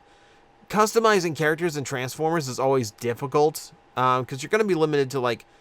If you turn into a truck or a car, then you have to look like this in robot mode. But honestly, like, I really like Dragon Ball Xenoverse. We used to stream it. I wouldn't mind it as a Transformer if you can make it work. Do you think if they expanded the number of characters available in Core Class, they can be marketed as the game pieces for a collectible tabletop game? I think Core Class is a little bit too big for that. Like, collectible tabletop game stuff is usually like mini size, like they could fit on a 1 inch by 1 inch square. So you couldn't get a Transformer to work at that scale. Even a Micromaster is going to be a little bit too big for that. Yeah, unfortunately, I don't think that works. You'd have to be a completely different tabletop game, and at that point, you might not be collectible. What would you do if you saw Revenge of the Fallen Demolisher aggressively unicycling down the highway? Run to the side because he has no ability to turn. I remember hearing a false rumor a few years ago about a Titan class going away and being replaced by multiple generation commanders per year. How would you feel if this actually happened? I heard the same rumor. I think there's like, it's like that is Transformers' version of like the Super Sentai, oh, next season's the last season kind of thing, where everyone kind of expects it to end, but we always kind of expect it to end because we see them go on clearance, and because they're very expensive toys that always seem to go up in clearance eventually. If I really wouldn't like if Titan was replaced. I mean, if they finish out the possible characters that could be done, you give me a G1 Metroplex, you give me an animated Omega Supreme, you give me a better Fortress Maximus while you're at it. If you go through the list of characters that could be, that are popular enough to pay that money for and are appropriate to do at that size, and there's no one left to do but like repeat old characters, that's the point where you wind down. There's some that need replacing, some don't. I don't think you ever need another giant Scorponok toy. The one we got is pretty much spot on. So I don't like that idea. I love the Commander class, but I think Commander stays strong because it's only one per year, and they put their best foot forward when they do a Commander. So like I think doing two at once, it might bog it down, or it might make Commander less special. So I think Titan still has a place for now. Would it be fair to me to think the head face sculpt is the single most important part of the likeness of any figure, TF or not, and no matter how good the articulation of the figure was, having a bleh head face sculpt that failed to capture the likeness of the character? Basically, is it fair to think that the face sculpt is the most important thing? Yeah, that's fair. I mean, especially in another action figure line where likeness to a character, especially if it's like a movie-based character, is important. Yes, that's actually really good. I do know people who still really want another Cup toy because the 86 Cup has that really weird face sculpt. And the same goes for the Blur. Yeah, you're not alone there. That's completely valid. Do you think a Transformers version of Lego ideas would work? Fans could submit ideas and designs to Hasbro, who then take most liked products under them, under the GoBot faction. You don't need the GoBot faction. You don't need that. And also, you don't need that. You don't need that. I did mention that a lot of times fans can have better ideas than Hasbro because they're focused on like bean counting and keeping legacy characters while we're coming up with like original ideas. But it wouldn't be a bad idea. It's just, it wouldn't be a bad idea. It would be complicated, and it would probably take 2 years for the toy you designed to come out. But no, like, I would love for Hasbro at least once to just kind of go like, yeah, let's just let fans pick something. Let's let fans design something. Every now and then, just to try it out. If you could have any Prime weapon, which one would you want, assuming you could use its abilities? Probably the Forge of Solace. You give me the ability to create whatever I want. That's incredibly useful. Like that would be wonderful. Yeah, but there's a lot of good ones. Would you consider Legacy Gears the first reverse shell former? Does he need robot bits hanging from his alt mode to count? I don't think Gears is any kind of shell former. I think what he does is pretty clever engineering. No, I'm trying. Reverse shell former.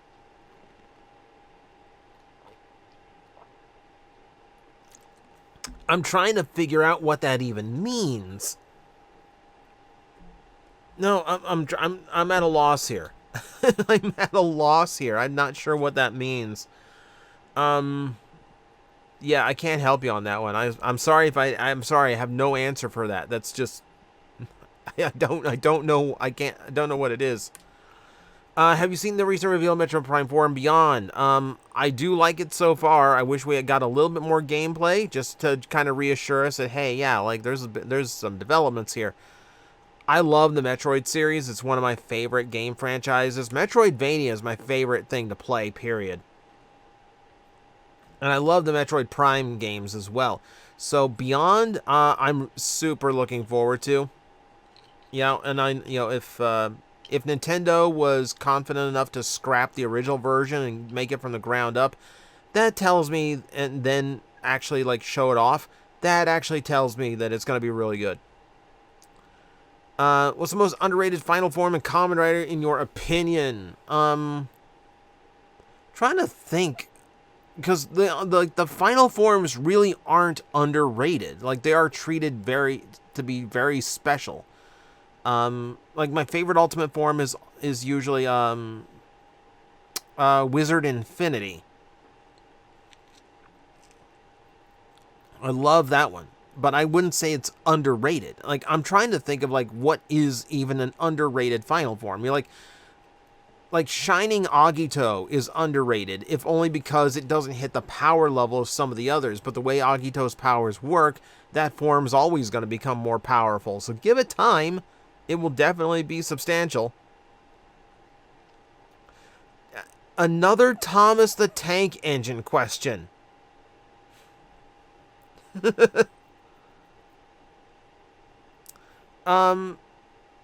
If you're gonna do Thomas the Tank Engine himself as a transformer, I think what you need is for the front of the train to have a flip around front, to either have the realistic front of a train, or you flip it around and there's Thomas's face.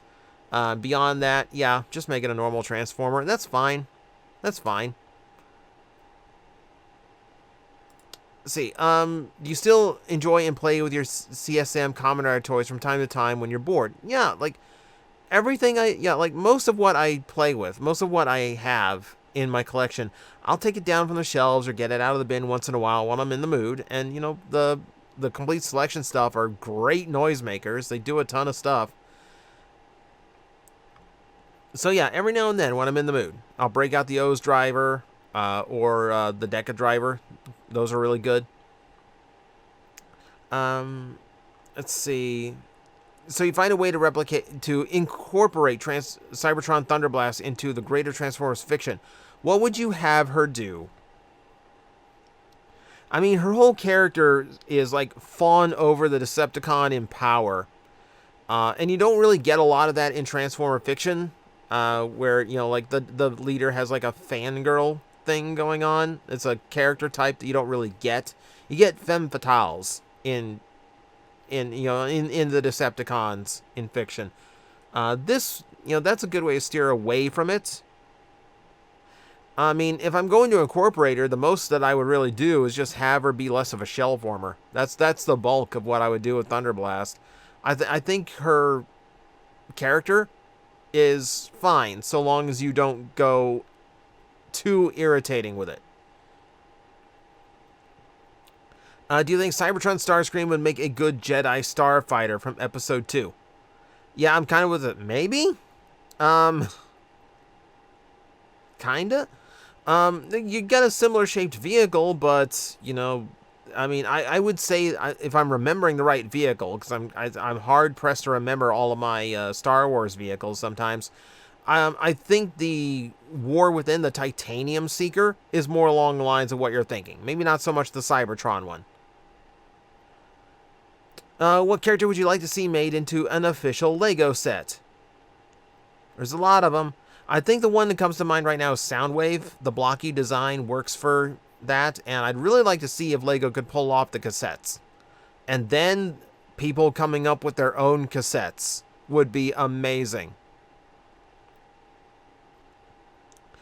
Do you think that Hasbro will ever do anything with the Skrix, the aliens from the Beast Wars video game? Nope. I think they are very happy to forget that game ever existed.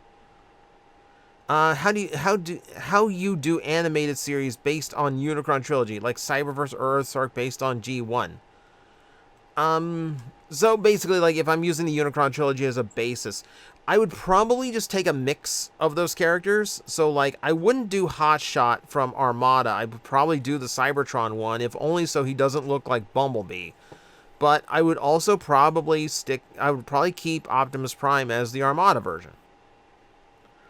And then, like, I would do, like, Cybertron Starscream, but I would also bring back, like, Demolishor and Cyclonus from their Armada designs. Things like that. You know, I would try to find a balance of the main cast between those three, mix them up so that color-wise and character style-wise, they all work together. And then just try to balance it out as much as I can to create a story. That's the only idea that really comes to my head right now. Otherwise, you're asking me to write an entire series, and once again, we ask you not to ask those things. Do you think of a RoboForce Transformer? What? Okay, so what do I think of a RoboForce Transformer? I mean, it's a pretty obscure robot line at this point. It would die a death at retail, but you could absolutely have it turn into something.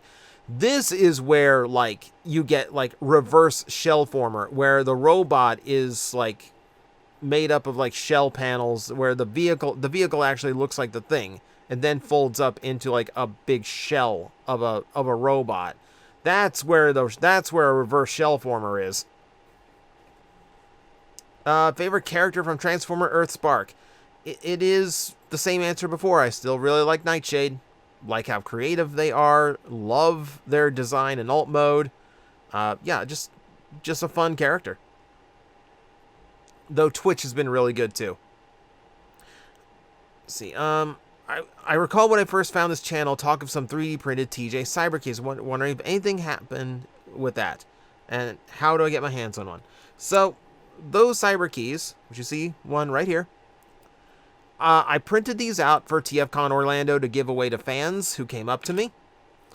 Now, the actual model was created by Trent Troop, and I do not have a license to sell them, so I am not providing them for sale.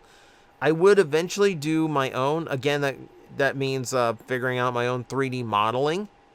But at some point, this one, I can't sell. But I do want to do enough 3D modeling to kind of figure out my own.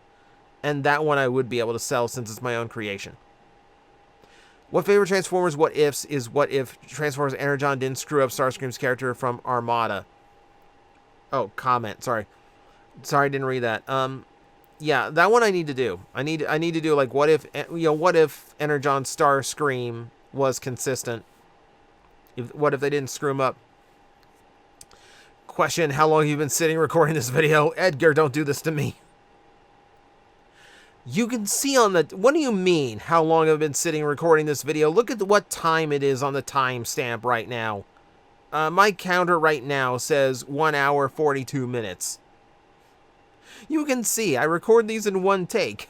I was going to split it up today, and then I lost track of time and didn't get to do it. Do you think with how crazy Hasbro's gone with release figures, that they never had any... sorry, man, what is... Do you think with how crazy Hasbro has gotten with releasing figures of characters that never had any, do you think that that's what threw me off? There desperately needs to be a comma here. Do you think that we could see a figure of Gilthor?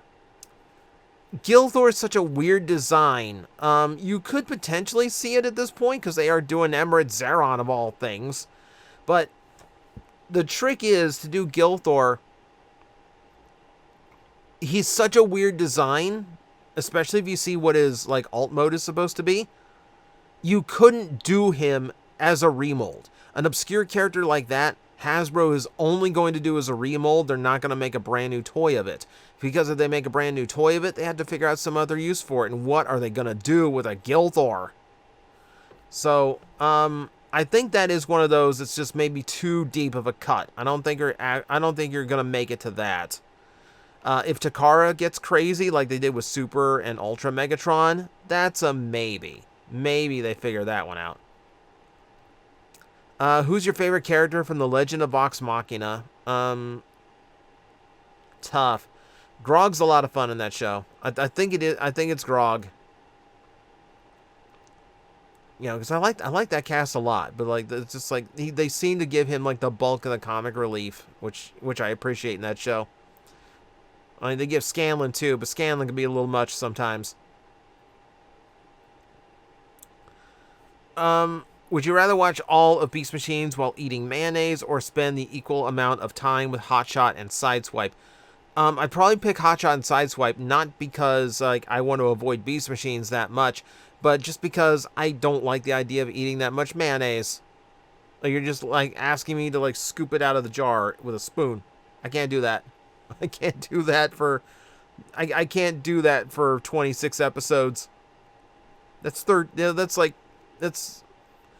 for 22-minute episodes. Boom, boom, boom. It's too many. I was gonna do the math, but no, it's like 9 hours or something.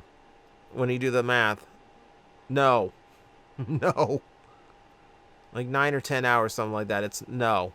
I spend 10 hours eating mayonnaise. Is there an in-universe reason what happened to the Maximal base after Season 3 Beast Wars going into G1? There is no in-universe explanation. It's just one of those things that was just kind of like they never really bothered to explain. I always assumed it got destroyed and buried when the volcano erupted. That's about the only thing. Let's see, maybe have a preset number of questions you'll answer. Once you hit 50 questions, do a Q&A video rather than big once per month. Hootenanny. No, because that would complicate my schedule too much. Yeah, and I think once a month to answer questions is fine. But, you know, like, if I'm hitting 200 questions, you're asking me to do one of these basically every week. And I'm not gonna do that and, like, mess up the schedule. Because, like, right now, think of it this way. Right now, I'm doing News Roundup on Monday, and Tuesday I'm doing Top 10s. If I throw in a Q&A video weekly in order to account for how many questions I get, then I've only got 4 videos in the week to do different things. So my channel kind of gets stale at that point. So we're only going to keep it to one a month. I know it gets super long, but, you know, I don't think it works any other way. What 90s show would you want to see a collaborative Transformer? Well, we got the one I wanted. We got Ninja Turtles. The trick there is giving you an answer, like a 90s cartoon for a collaborative Transformer that is not a licensed thing. You know, because I can't say Batman the Animated Series because it's just Batman. It's just Batman. I think the obvious one is Reboot. Because that's the first show from the guys who made Beast Wars. The shows kind of go hand in hand. I think that's an organic jump. I don't know what vehicles you'd use, but I think it works.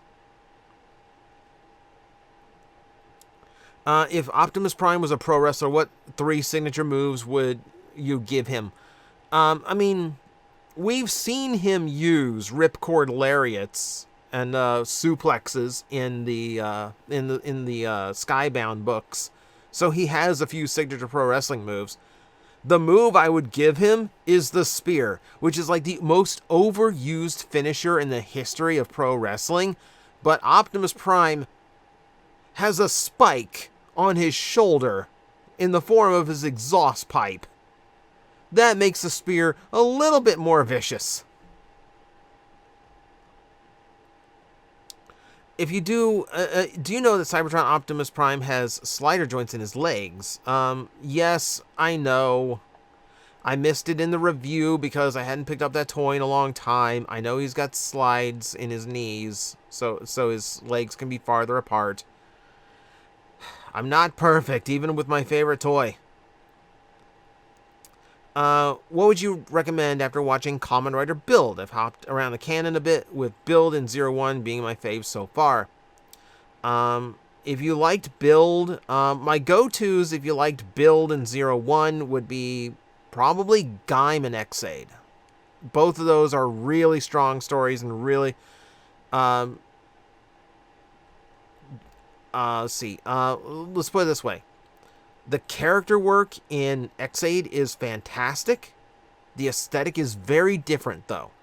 The gimmick in Gaim is very weird, but it's probably the best escalation of a story I've seen in Kamen Rider. And despite how big the cast is, everyone has something to do. No one gets lost in the shuffle. It's exceptionally tight as far as writing goes, which is really good.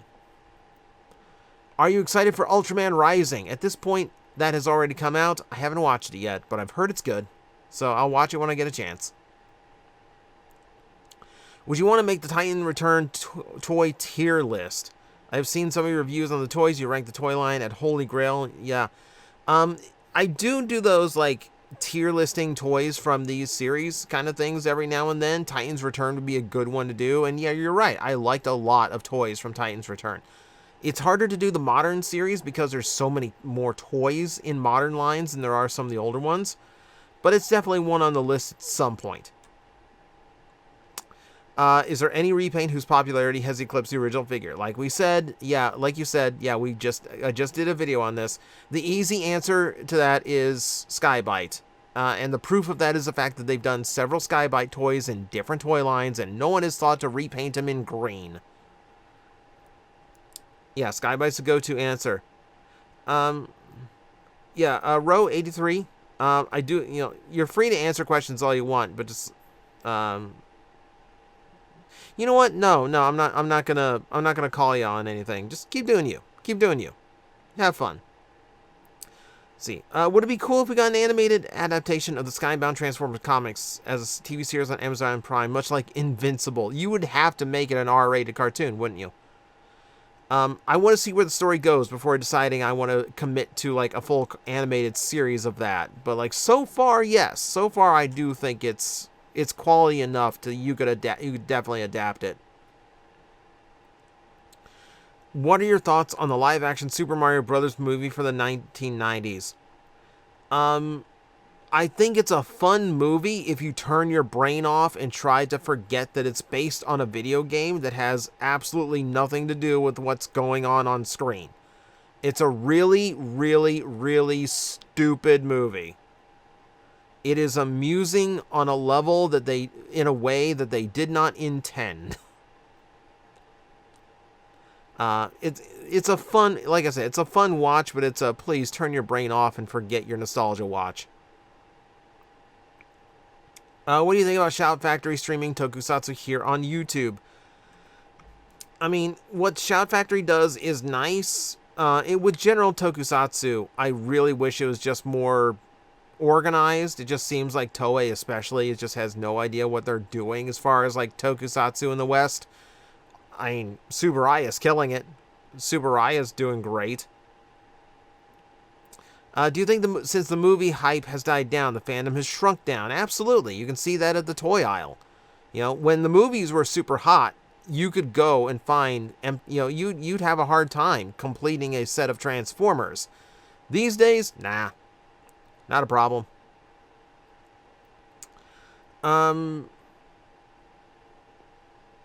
Any idea what the deal is with SF8618? I wasn't even aware there was a deal with Studio Series 8618. I don't know what you're describing. Like, I would need more context to answer that question correctly. If it's a missing number in the numbering, most likely a toy got canceled. Simple as that, and they just never went back and filled the number. It's happened. It's happened before. Let's see.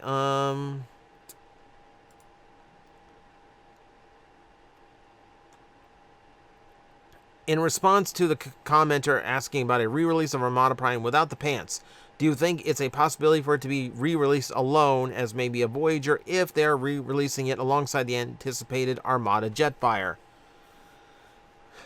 The thing is, the density of that toy is so great, I don't know if you could release it as a Voyager. That's the thing with Commander class toys, is that even if they are Voyager in height, internally, they are definitely not Voyager in engineering and structure. That Prime, especially if you are leaving in the transformation gimmicks for the super mode, is very dense and complicated. To the point where if you're going to release it individually, I genuinely think your only option would be to be some kind of like specialty pack. Like some weird Target exclusive thing where it's like a $45 figure and like here's some blast effects and his mini con, and like just here's what you get. things like that. I think that would have to be your solution, because I think you'd have to throw in too much to make him a leader class, and I think he's just way too involved to be Voyager. That would be the idea. I do appreciate. Okay, I do appreciate the comment. I do wish Hasbro would include me in their marketing stuff, but I understand why, because I call them out on occasion. I tell them what they're doing wrong on occasion. It's not all sunshine and rainbows with me and Hasbro, even though I promote the product a lot. I wouldn't say I've made more contributions to the community than Thu. And it's not just Plastic Addict. I've made whole videos, like, calling them out on, like, your packaging sucks, Hasbro, or, like, this needs to stop, this is bad practice, etc., etc. I'm not afraid of, like, just calling Hasbro out on time to time, but it probably puts me on a blacklist. Why didn't the Beast Wars reissues sell better? I just bought Optimus Primal deeply discounted. Such a great toy. It's actually not a bad question. Probably because, like, the nostalgia for Beast Wars probably just isn't as strong as it is for G1. That said, G1 reissues went on clearance a lot too. Like, during commemorative series, you could go into a Toys R Us and find a lot of commemorative series deep discounted to like $13 for a reissue. I can remember when I went to Toys R Us to load up on Cybertron toys. I had an option because they had most of Cybertron there, and I had saved up the money to get almost everything in Wave 1. But would I be able to? But I also looked at that, and they had the option, like, all of Toys R Us's commemorative series G1s were on clearance, and that was like, it was Smokescreen, it was some of the Coneheads, it was Rodimus Prime. I want to say Prowl was in there too. I could have loaded up on G1 toys. I opted for the Cybertron because I'd already gotten some Galaxy Force toys at that point. I was really, really excited to get the rest of the toys that I didn't have yet. I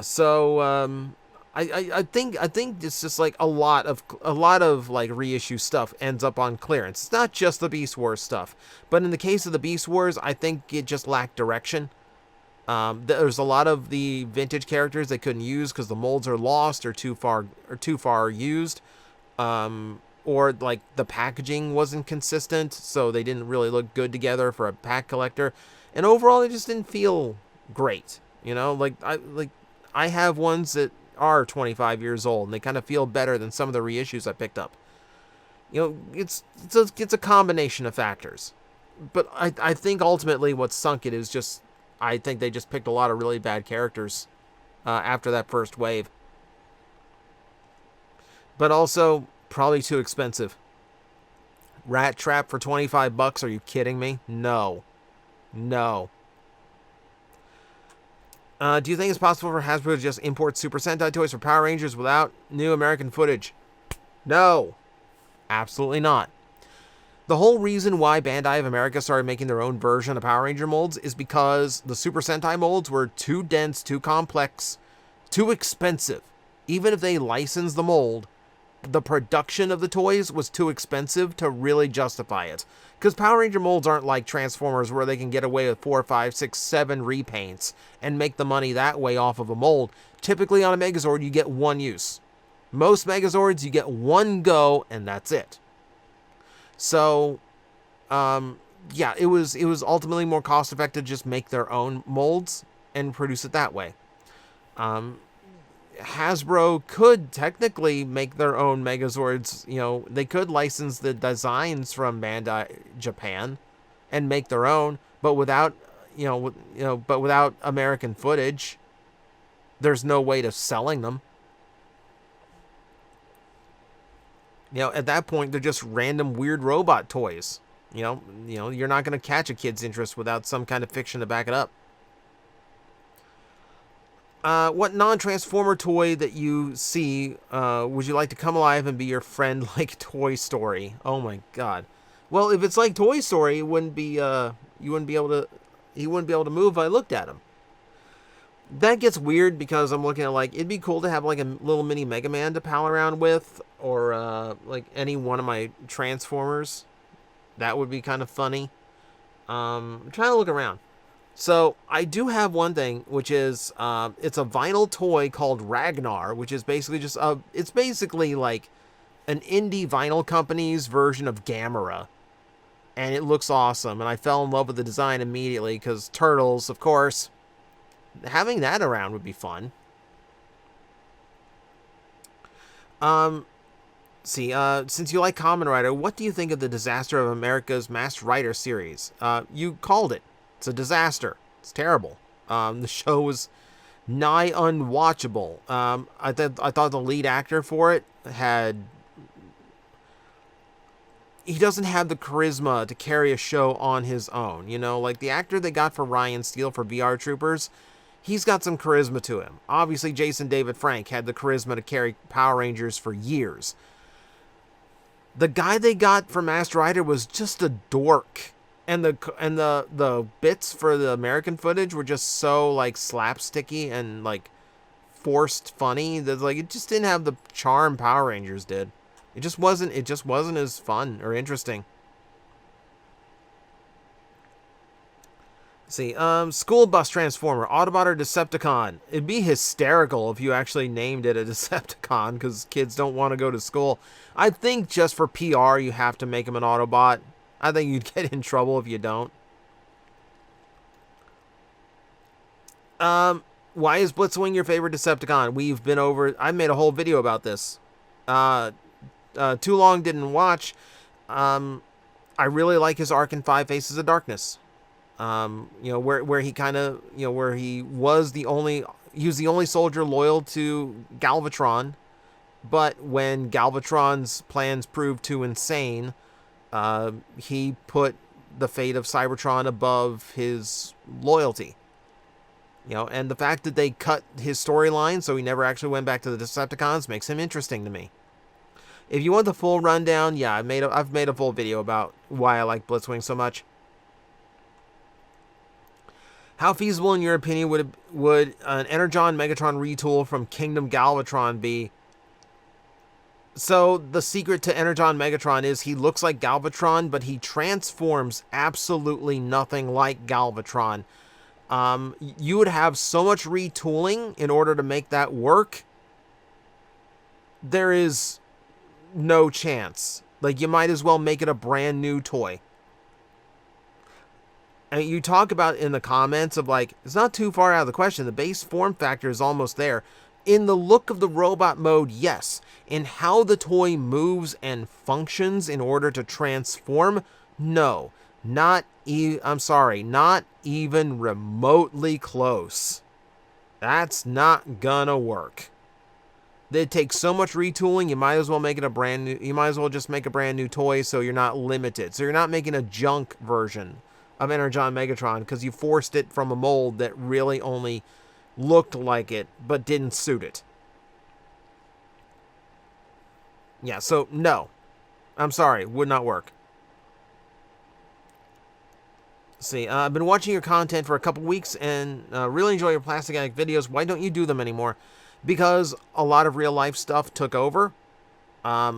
Plastic Addict, to script out an entire video and the shooting and the sketches, it all takes so much time that I don't have anymore that I can't. I could spend weeks breaking my back trying to get one video produced, or for that same effort, I can shoot, 10 or 12 other videos that will fill out my week and make me a lot more money than all the effort I put into one. There is a marketing thing to it, but really it just comes down to I don't have the time to script full videos like that anymore. I did it recently for a TJTV episode that basically took all the free time I had, and I was grateful to get the video out. I'm really proud of how it turned out, but it was also just kind of killed my spare time, and I didn't like that. What is one Transformers thing that you think is very overrated?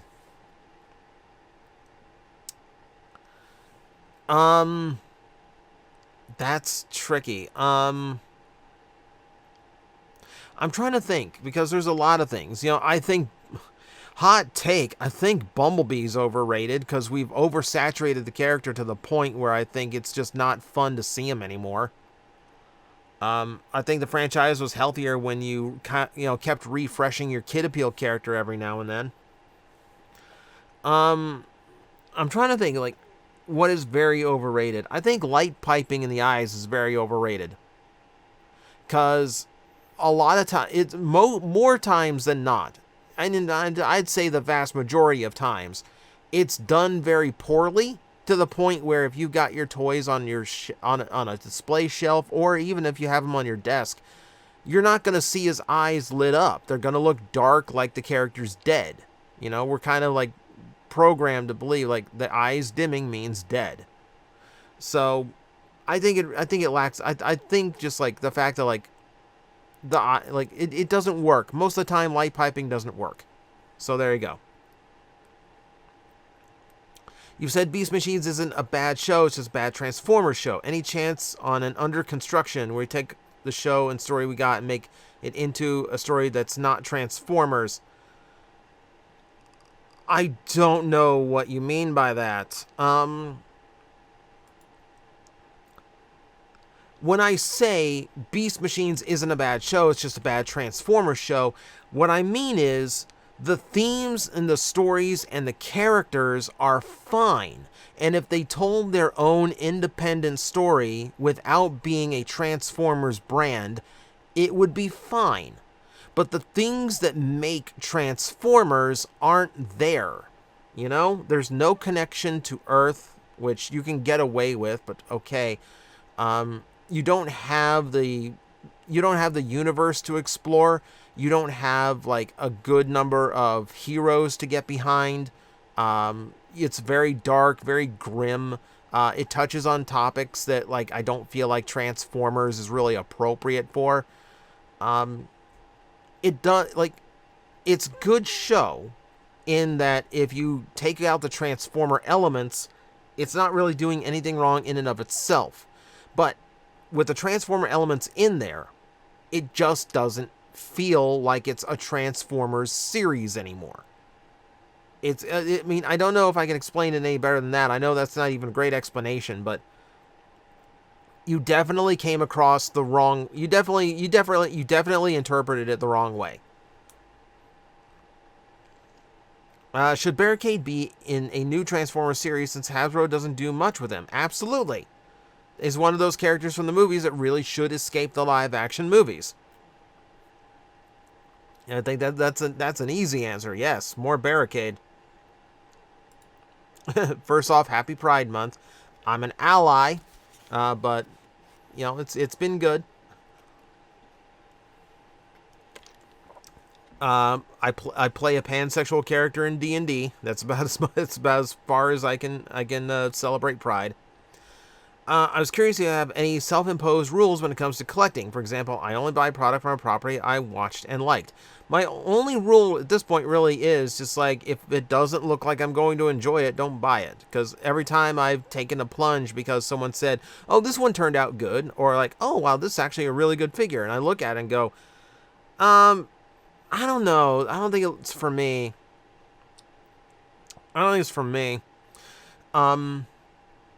I got that way with like Code Red, because I don't watch Stranger Things, so like the references and everything about that toy doesn't do anything for me. I did the whole review where like a lot of people hyped this toy up, so I got it.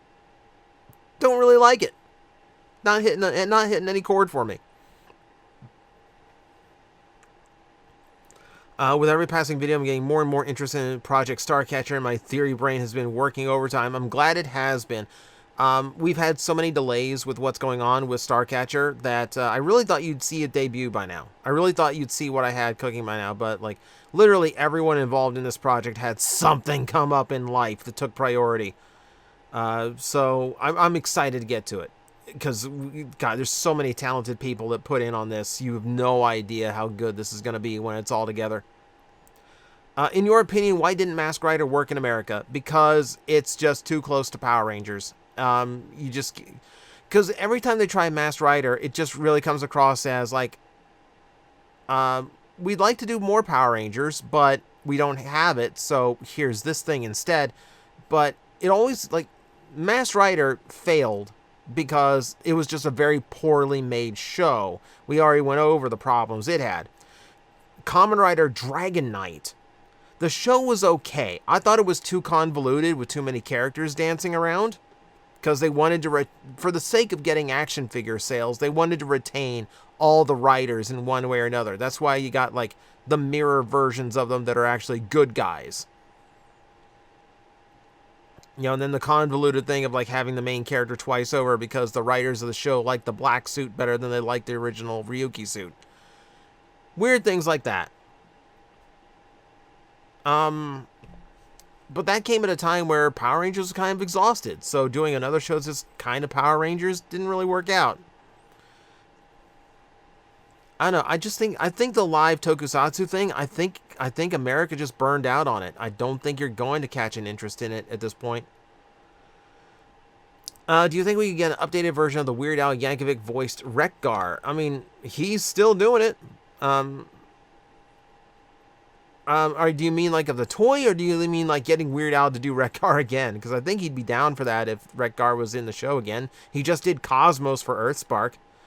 But as far as just like a new toy, I think the best bet you have is if they actually do, if we actually do get Throttlebots and they do wide load, that might be a retool that you can do a weird version of that, Wreck-Gar from, potentially.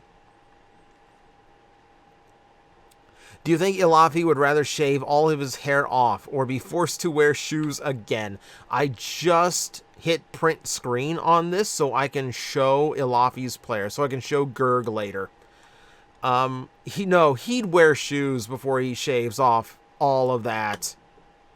Yeah, that's too good of a coif, too good of a beard. You can't ruin that just because of shoes. Do you have a Tumblr account? Yes, but I don't use it. I really should for just writing long blog posts or something, but I just don't ever use it. So it's the 40th anniversary. You are the undisputed Duke of the Hot Rod fandom under Emperor Grand Hot Rod Enthusiast Proto Man. So I was wondering, were you upset at Optimus Prime coming back to life and taking leadership back from Rhodobus in Season 3? Not necessarily. Because you remember when I was a kid watching these episodes, like I liked Optimus Prime better than I liked Rodimus Prime, but I only grew to appreciate Rodimus later on when I could understand more of what they were doing with his story, nuance that doesn't hit me when I'm a kid. So I'm not upset over it. You know, not really. But you know, it's whatever it is. I wasn't upset by it, no. How would you address the issue of Rise of the Beast Pablo looking so different from Bumblebee movie Wheeljack? Probably the same way. Like, honestly, I always just chalk things like that up to just like, it's how they change fashion, you know? Like, if one day I came on and I had like short hair, a beard, and a yellow shirt, when you're used to seeing me long hair and usually like red or black shirts, you would be highly confused, but it would still be me. So when you can shape shift your body, your choice of fashion is going to be much more extreme when it changes. So that's kind of what I always chalk it up to. Comment happy birthday when you read these. Happy birthday to everyone out there. How is Twitter doing? Left it a year ago. Don't come back. So, if you want to experience Twitter today without actually having to go back onto Twitter, then what you need to do is you need to get yourself a dumpster, fill the dumpster full of human waste, set the human waste on fire, close the dumpster up really good, and then roll it down a hill. Roll it down a hill into a cemetery.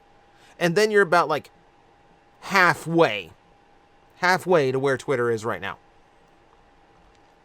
And our last question of the month, in Beast Wars Transmutate, what do you think Rampage meant by the darkness of its spark echoes my own?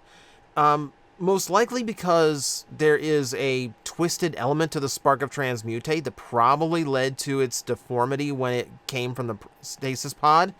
because Transmutate was extremely powerful, and that all came from the way her mutant spark had developed. That's where it was, because their sparks were both mutant in some way. That's what he meant by the darkness. It is a unique characteristic that he considers dark, but Transmutate, not necessarily. That's where the resonance comes from. Just being unique at the spark level. That's what he meant. And that is going to do it for the month. I need more water. My voice says had it. But, as always, thank you everyone for watching. Thank you everyone for throwing the questions at me. Again, just to finish this off, if you want to leave a question for next month's Q&A, 1 question per person, quick answers only. Don't ask me to write entire universes and fictions for you. Keep it within TOS, no profanity, etc. If you're going to make a comment on the video, please mark it as a comment at the start of your reply. And please, no Gundam questions, no realistic gun questions, please. I'm done with those, please, no.